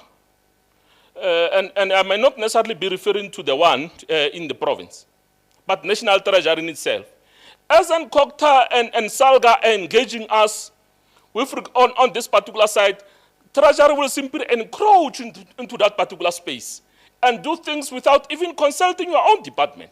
So we believe that as and when you are in the in our meetings there at National, the simple example is an issue of GTEC, for example. As and when COCTA gives directives in terms of how to deal with organizational structure, for example, Treasury will then bring a service provider, GTEC, to come and say something different from what COCTA would have said. Now, Treasury, without even consulting COCTA, will simply come and say, there is this metro trading company, metro trading entities. If you don't comply to this thing by the end of July, or by July you don't get grants, for example, or you will not get these particular issues.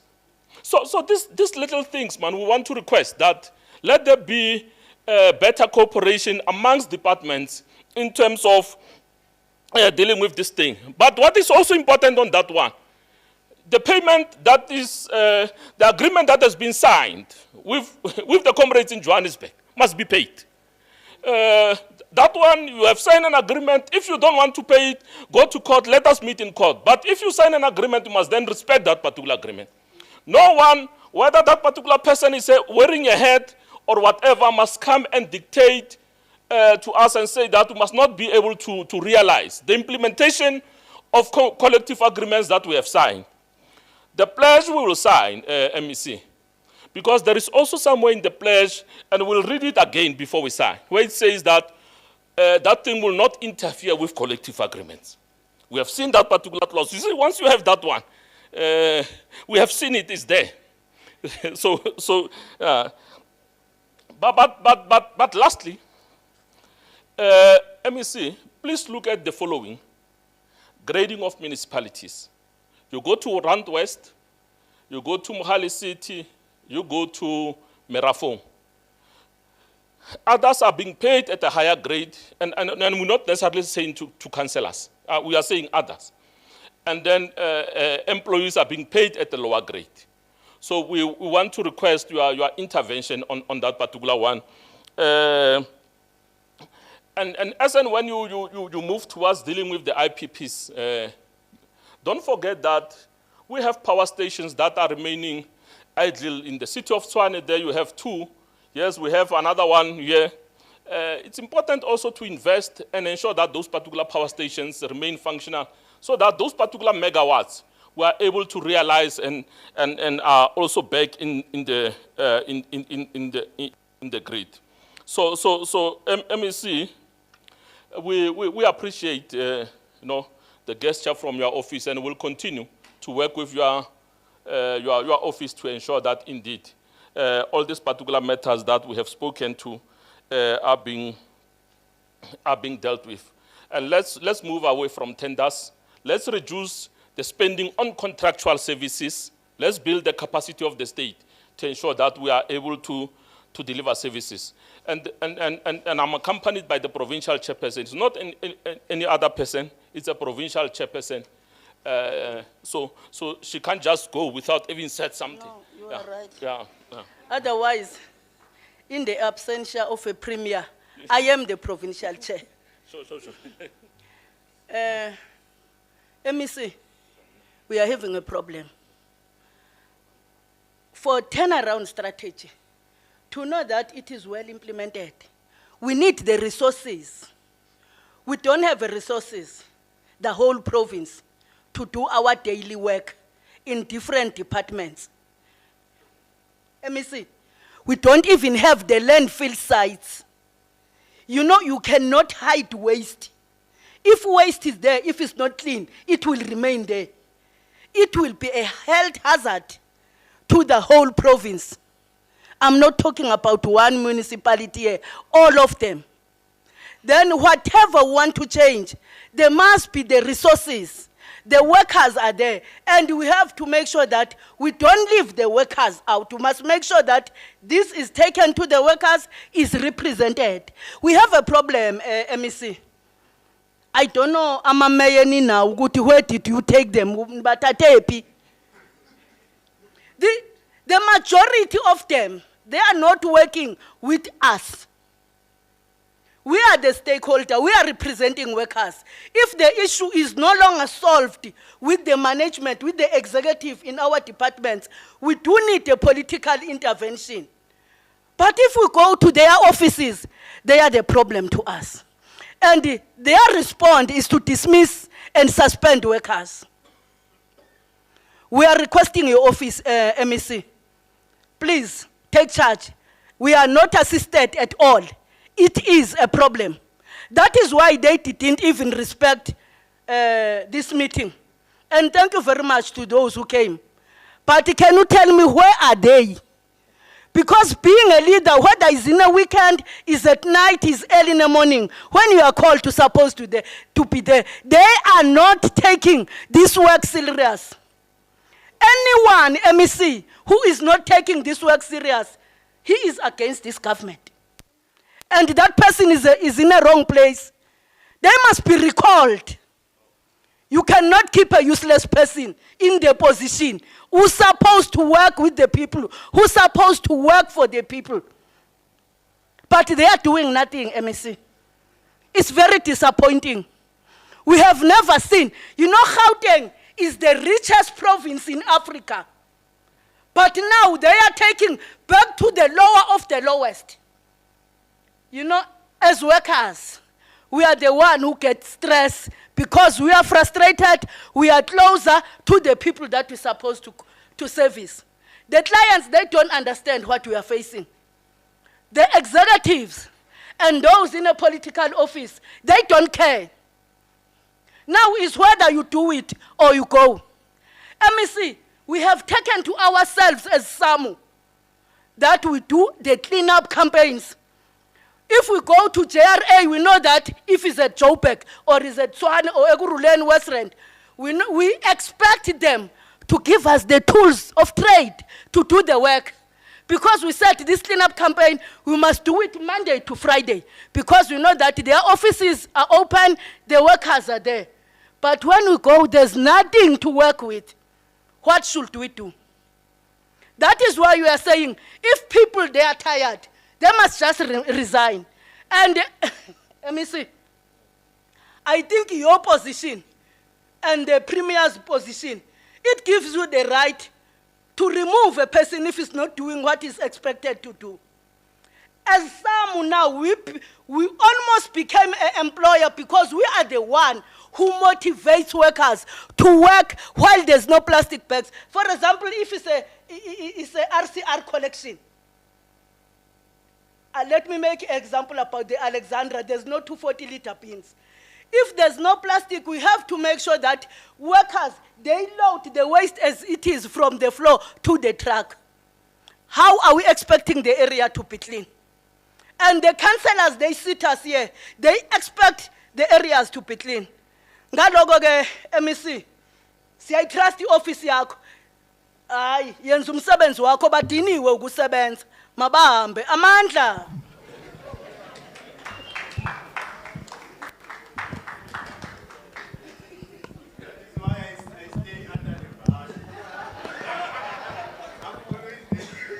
So, when I stood up, I could see something that they could not see. I was standing up to warn them. The microphone was about to die. The technical team said, because we are on live stream, we don't need a breakage of the coverage. So that's why we've changed the microphone. I'm explaining this because when the microphone died, I didn't want you to say I'm throwing you under the bus.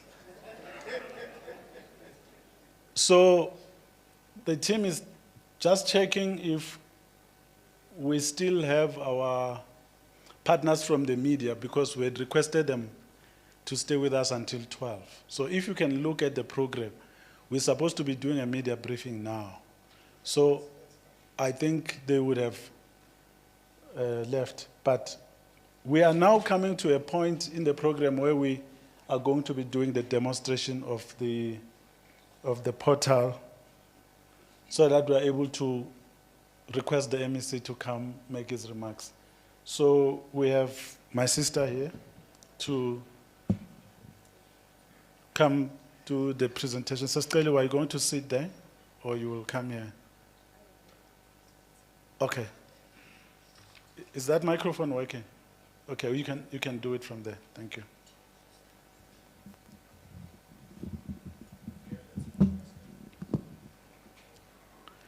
Okay. Before she starts, let me also say that we have Imatu in the room. SAMU is not the only union. We checked and we were told that the colleague from Imatu is not given the mandate to speak. But we should also acknowledge the partnership that we have with the Auditor General of South Africa, as well as Gauteng City Region Observatory. They are part of this initiative. They are not here today, but they are part of it.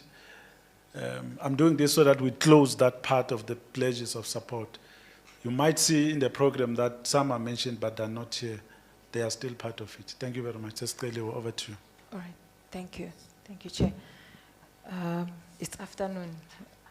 Let me also stand on the already observed protocol and give my warm greetings to everyone in the room. And thank you for inviting me to present the Gauteng Smart City Region Integrated Portal. This portal, as a way of introduction, is a portal that is actually a spatial data hub for the province. It is important that when we work as government, we know where we are working and we are able to trace where we are working. So the question of where then becomes important to planning, to economic development and all that. So we need to understand the space that we are in. Hence we are then, we then developed this Gauteng geoportal, which is a spatial data hub for the province. What is in the portal, as you can see, this is our homepage, and we've got spatial data, which means it's data that has got location on Earth. So we've got maps here. Okay, I'm still connected. So we've got a tab here for exploring maps. We've got finding data and all that. But what is important in this integration is to ensure that all departments' data is in the portal. So we have a page for each department if you are looking at it right now. Departments, as they work with their data and do analytics and everything, they publish in their pages. And important also is to note that we have local municipality pages, local government pages in the portal. That is also having this spatial data. Why is this important? When departments and sectors are making their master plans, they need to consult with each other, and there need to be a source of data where they can go to and get all these data sets to ensure that the master plans that are being developed are informed by data and are informed by research. So that is why it is important to have this, this hub. And then on the other tab, then we have all the dashboards for, that we have developed for data analytics. There's quite a lot of them. We're responding to different issues in terms of what government wants in the province. So we're responding to your G13 problems that affect both local government and provincial and all that. So we've got a whole list of all these dashboards yet. So this is just the introduction of the portal, but there is more in the portal that is going on. Important to that is that because the portal is the main system for spatial information and spatial intelligence, one of the modules that we have developed is the land invasion monitoring tool, which is the LIMIT. We call it LIMIT. It's Land Invasion Monitoring and Inspection Tool. So this project, we started it in 2024, towards the end of 2024. Because we understand, as we all know, that land invasion is a serious problem in the province. It's costing government quite a lot of money. So, and it's leaving so many people displaced because their land has been taken away. So we started this process in 2024, but we needed to have a baseline in terms of where do we start. So there was research that was done before then, in 2019, so that then became our base in terms of where do we begin. But important to note in that is that we're not only dealing with just collecting data on informal settlements and all that, but we are actually monitoring these informal settlements. So this tool is actually designed that it becomes an early warning system for land invasion. Why am I saying that? Is because we are using satellite data to actually pick up land invasion as it happens on the ground, and then we are able to then train the system to actually pick it up and to understand that, okay, fine, this is a shack, this then means land invasion, it's not supposed to be there. And then it's integrated to the hotline system also that is operating at the Office of the Premier and throughout the province. That hotline then is, as soon as a record is recorded in our system, that record then triggers an email that is sent to the hotline, and then the hotline receives it, and then they are able to deploy people on the ground. So these are the numbers as they happened over the years. We started in 2019 with 707, and we are now in 2026 with 1,077 informal settlements. So what we do here, we don't only pick up just new informal settlements, but also the expansions of the new informal settlements. So I will get to this point just to show in terms of how we work. So these are the this is a series of satellite images that we have collected over time, but it is important that we have more kind of a regular series of satellite images. For example, we are chasing a deadline of 48 hours in terms of responding to informal settlements. So we need to have daily satellite images, and that's what we're working towards right now. So I want to bring your attention to this space here, which is the Moy Plus informal settlement. In 2014, it was only that big, just to show how it worked. It was only that big. And then over time, it grew. And then let's go to,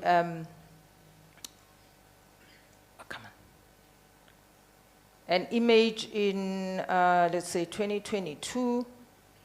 Nothing changed, it stayed stagnant. But if we check the image in 2024, then you can see that there is a growth that is happening on the other area, on the other side of the informal settlement. Then you go to 2025 in September. Now you can see that has like multiplied. It's growing quite fast. So the target that we are chasing here is really huge. And now coming to 2026, let me just go. You see, in 2026 now it has grown to that area there. So what is important with this is that now, initially it wouldn't look like, okay, it's a problem. But now there's some other data set that is sitting there. I will show you now. There's a road reserve now that is being eaten up by that informal settlement. It means then government land is gone. Let me go back to the limit tool. In the limit tool, what we have here, let me just expand this.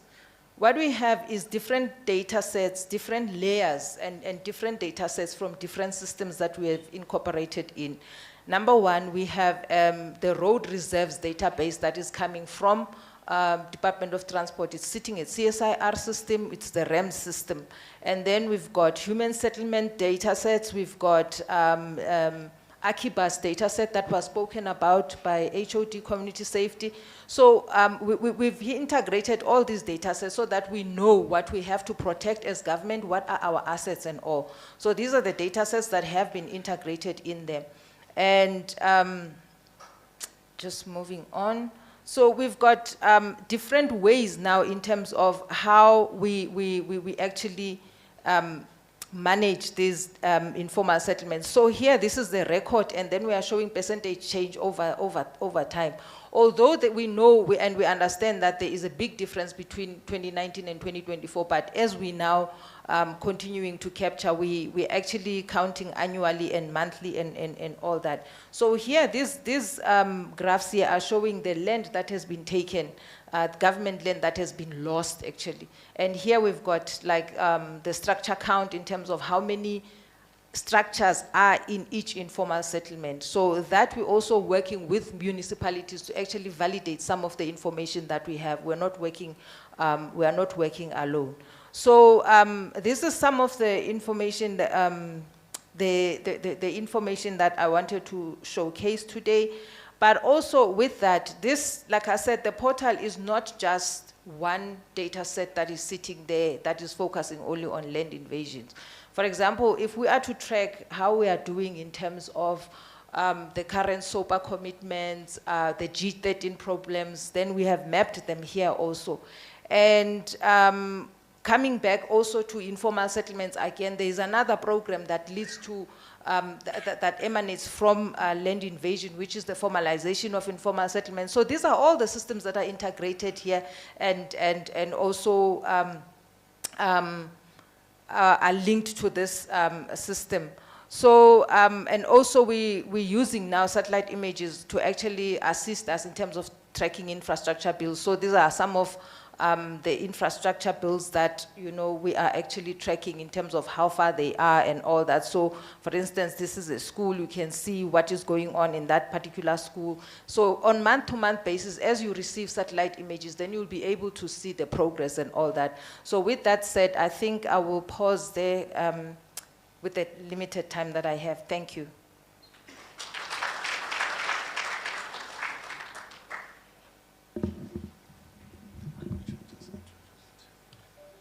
Thank you, colleagues. To continue from the previous presentation, my name is Kay Muronga from the CSIR. So we have also developed a simple tool for colleagues to report using so that when our principals are reporting on the ground, we make life easier for them. And to our labor as well, we will not expect you to report the memo online, but the official that receives that memo needs to upload it online so we can track it. Otherwise, it kept on somebody's office. When a new official comes, we don't even know where the memo is. The online tool is to do that. So we call it building a smarter Gauteng through data. It's a smart city performance monitor. We'll be monitoring the performance. It's important that it's secured, so whoever accesses it must log in and will know exactly who they are. And when you log in, you will have access to the municipalities that you're supposed to report for. This is my login. I have access to all of them. But if an official has only the access to, for example, West Rand, when they log in, they will see West Rand, and then they can click on West Rand and work on their own municipality or region. And when they go in, all the work streams that were discussed, they will find all of them there. And they are able to interact with them and also the KPIs. You can choose any of them. Okay, so if you go to your digital transformation, you will find the information about the digital transformation and how you interact with the system on it. My colleague can choose any of them. He has chosen digital services. When you get to the digital services, the officials will be able to see all the KPIs inside the digital services. And what they do is to respond to each and every one of them. You can select any of them. Which one have you selected there? number of municipalities providing, okay. So when you selected that, the only question that our executive wants to know, this will be the MEC and the mayors, is that is there any change in what you're doing? And if there is a change, you can say yes. If there's no change, you can say no, and the system will be done. But when you say yes, we want to know, is the change good? Is it somewhere in the middle? You're not sure, or is it a bad change? Because the change can be bad if, for example, you have not appointed anyone, actually you have fired the executives that were supposed to be appointing more of them. And we expect you to give us a comment on what is the change about. You will write that. And we want evidence. So this evidence could be the memo that our labor was talking about. When you click there, we expect you to upload a real document so that the official who checks this can actually interact with the document, and you can then save. And that is all that we are expecting to be done. When you have done that, the data will be stored, and then you will be able to see other graphs that I think our colleague from the digital transformation was showing them, but he will come and talk to them. Thanks.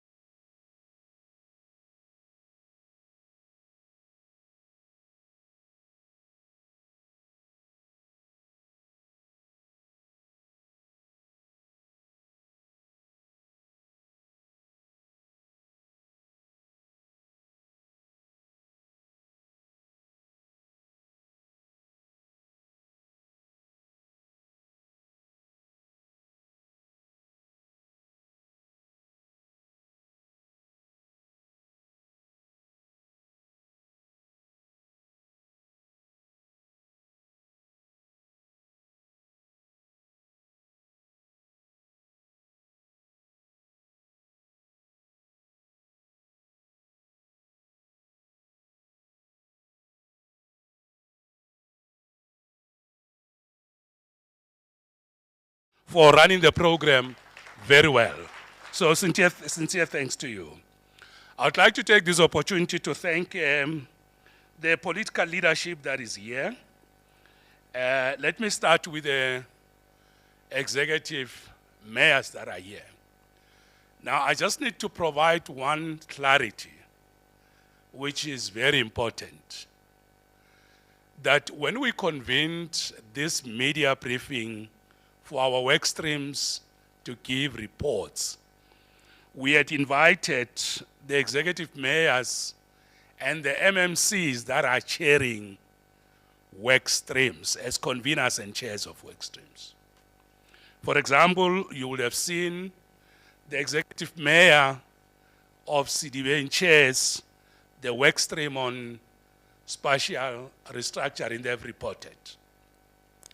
The mayor, of course, gave us work that they are doing on the local economy, and he gave us a report on that. So that's the work stream he's sharing, the mayor of Lesedi. You'll have seen executive mayor of Mohali City reporting on infrastructure and service delivery because he's the convener and chair of that work stream. Let me formally table an apology of the deputy executive mayor of the city of Joburg, Councillor Masuku. She chairs the work stream that started, the one on good governance. And she has sent us a message that she's unable to come, and we understood that. But also she is the champion of this turnaround. So we do have a model that we are following, that we have introduced in the province of peer-to-peer engagements. When we have difficulties, we go to the champion. You have had the MMC from the city, from Midval saying there were challenges with the work stream on some of them attendance and so on and so on. So the reason why we are working together is because of the peer-to-peer engagements. Where we have difficulties, we ask the champion to talk to our municipalities. So our champion is not here, and we accept her apology. So we do have our speakers, the two of them. So let's acknowledge them. The Speaker of the City of Joburg, and of course, Rand West, Speaker Momako, who gave a report or is leading the team on the financial work stream. I must also say she's doing the same for Salga. And Salga said to us, here's the best amongst us to lead this work stream on finances. So I'd like to acknowledge both the speakers for being here. So we have our MMCs, all of them were acknowledged. They did presentations, but I want to thank them. MMC Mahato, who's chairing our work stream. You have seen the report he gave on disaster management. MMC Kotsi Aldaman, City of Tshwane. I must also say, the City of Tshwane is our provincial champion in our integration, peer-to-peer working with municipalities on law enforcement and community safety.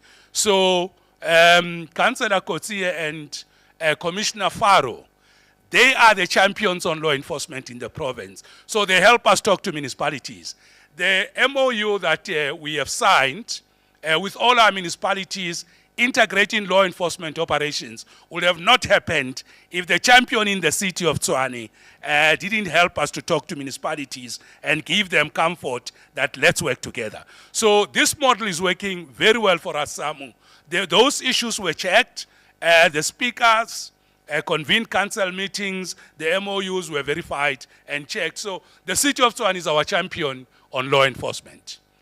The City of Ikuruleni, let me just conclude this part of champions. The City of Ikuruleni is our champion on water because they are doing an excellent work on water. When we have got challenges in the municipalities, the City of Ikuruleni goes to talk to them. So this model of champions, peer-to-peer, municipalities talking to each other, it's working. Because DG, sometimes when we go as COCTA to say to a municipality, hey man, can we talk about this? They then think, hey, by the way, these ones can put you under Section 139. So they don't sometimes hear you well when you speak to them as COCTA. Say, okay. But when a municipality talks to them, they can talk to each other and understand each other. And we're seeing a lot of progress. In our IGR, good, friendly intergovernmental relations, we do that. So I just wanted to say that all our MMCs, I'd like to thank them.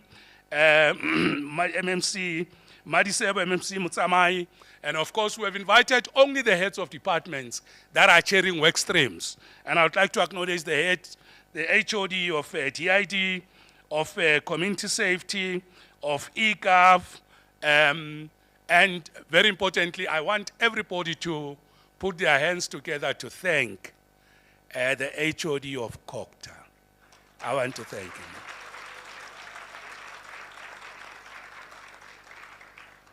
And HOD, can you, today, it's a Sunday, so can you forgive me for all the troubles, HOD? Please forgive me, HOD. The HOD works very hard. I really want to thank him because sometimes we don't thank people for doing an excellent job. Every Monday, we have an IGR meeting, communications, he spoke about it. Every Tuesday, so Monday, 6 o'clock, IGR on comms. Tuesday is law enforcement with our champion city of Swat. No apologies on that. We meet every Tuesday with SAPS and all our law enforcement in the province. Every Wednesday is the water IGR, 7 o'clock in the evening. No postponement of a meeting. Every Thursday is the turnaround plenary. These work streams have been working, reporting every Thursday. We take 3 per week, per Thursday, 3 work streams report.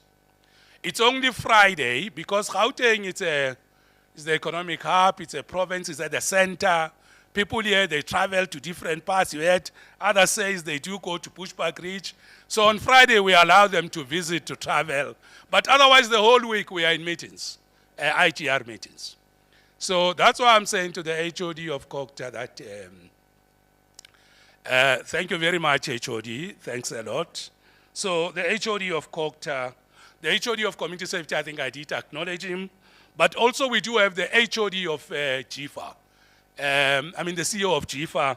GIFA is our Gauteng Infrastructure Financing Agency. It's an entity in the Department of Infrastructure Development. I'd also like to thank him, and he's here, Mr. Opasiabi.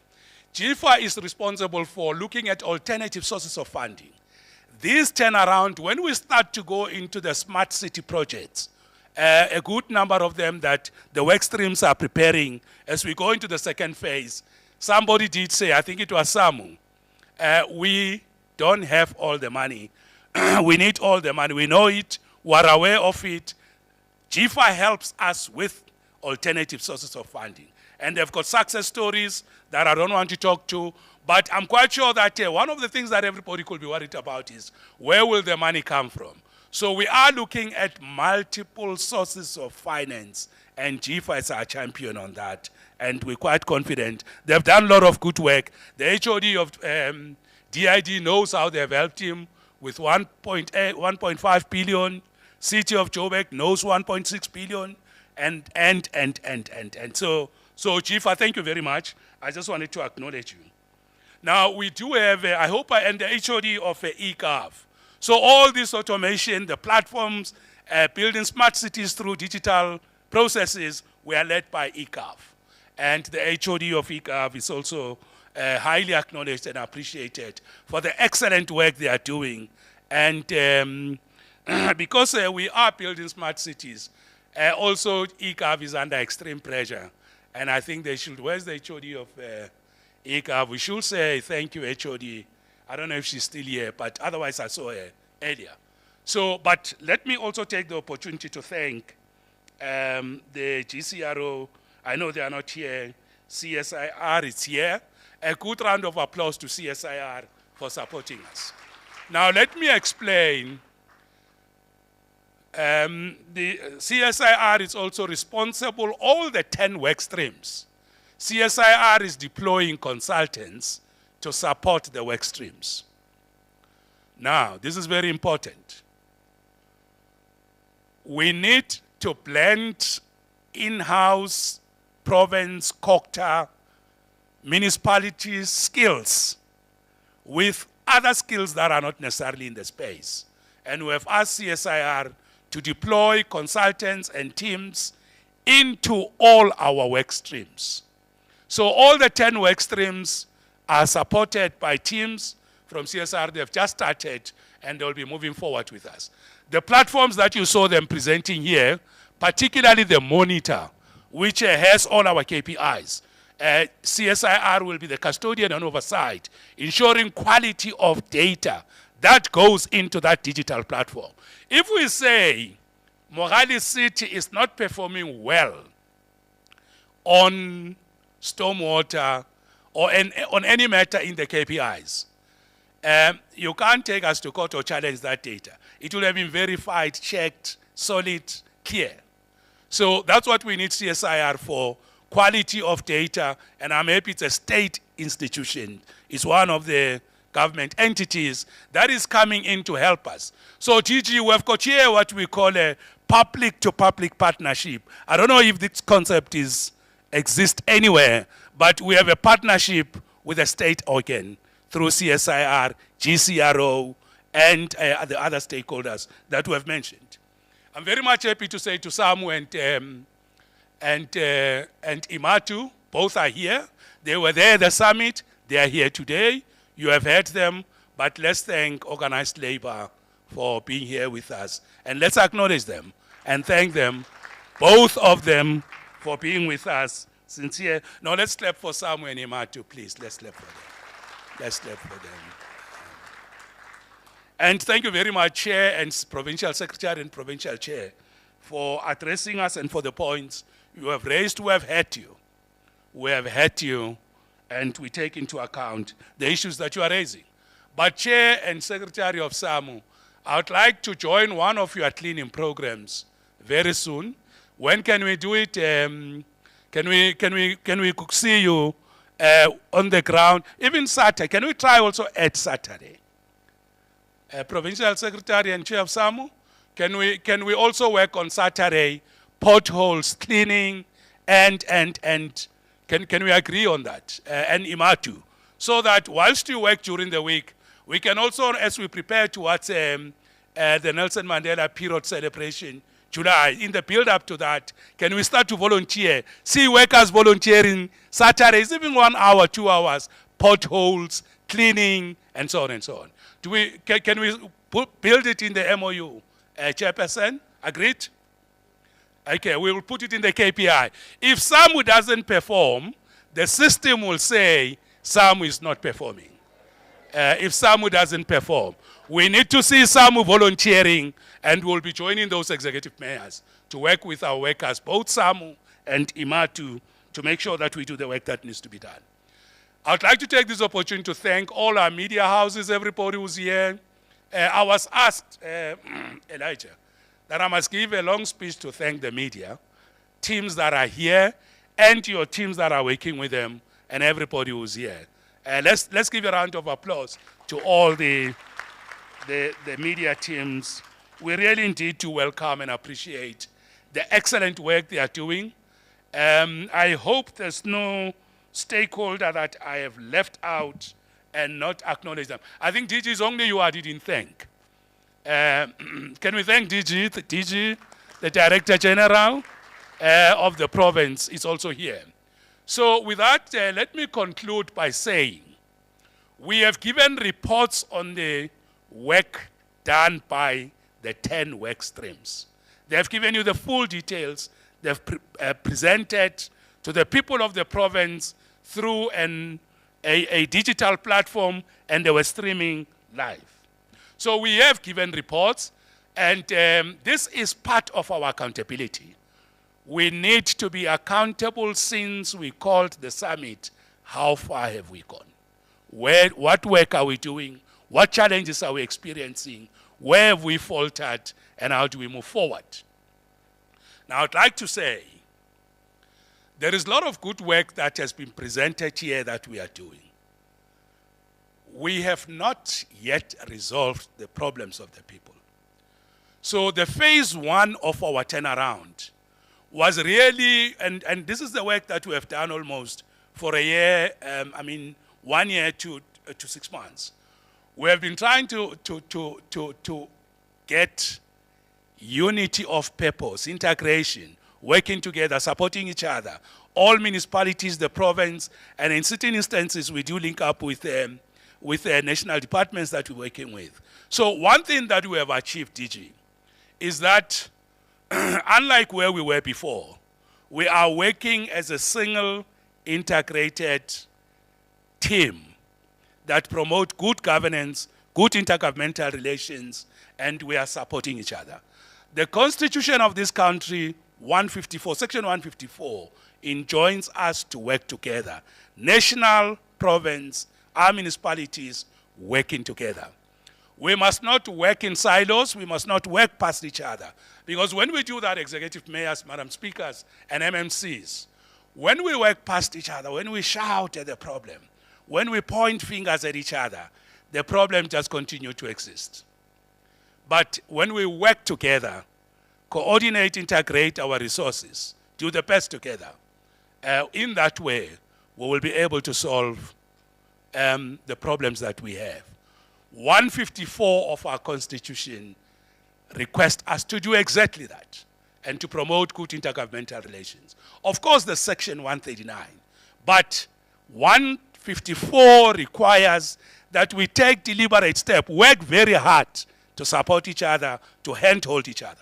When we say this, we say it because our problems requires integration. You can't solve these problems working alone in a corner. The problems will drown you. Even those who are under the bus, alone there under the bus, it will be a problem. So we need to work together.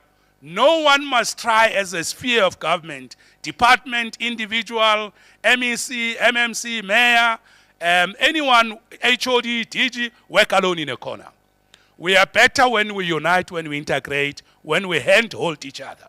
Of course, where the law requires those provisions like 139, that is the law. But DG, when we say, let's work together, it shouldn't be confused to say we are not emphasizing accountability. The Constitution is very clear on these issues. In actual fact, even accountability, even consequence management requires that we work together. So I want to say to everybody that what we have started in this province, through the leadership of the Premier, of the mayors, of the MMCs, the speakers, the chief whips, everybody, is to build the capacity of the state to sustain service delivery, complement each other, support each other, work together. So I'm very much pleased, and I'd like to really ask that we, as the last gesture to all of us, and say through a thunderous applause, appreciate that we have been working so hard in the work streams, in the daily IGR, and we never said, thanks to ourselves that we're still united. To this date, we are here. I would like to say, let's put our hands, and thank you. Thank you. Thank you. I don't want to claim as a victories and say, DG, in our province, I don't know where else, but I'm not saying it's only here. But the unity we have in this province, I really want to thank everybody. And let's maintain it, let's sustain it, let us work like this. It is the best way to work. The people, when they say government is not doing this and that, they don't start by saying local, province, national, provincial road, local road. They say government. So let's, as a unitary state, work together, and in that way, we shall make sure we resolve the potholes, deal with energy, water, leakages, stormwater, disasters, digital transformation, grow the economy, create jobs, spatial transformation. All of that requires single integrated effort of the rest of government working together. Please have an integrated lunch. I don't know how you're going to do that. But even the lunch is integrated. Let me hand over to you. Thank you very much, Program Director. Thanks for coming. Thank you very much. On Thursday, the work streams are reporting. HOD on Monday, communication is meeting. On Tuesday, Honorable Kosia, we are meeting on Tuesday. On Yeah, Wednesday, water were meeting, and Thursday, there were, I don't know which work streams are reporting. 3 of them, they are reporting this Wednesday. Otherwise, thank you very much. Have a good day. Thanks for coming.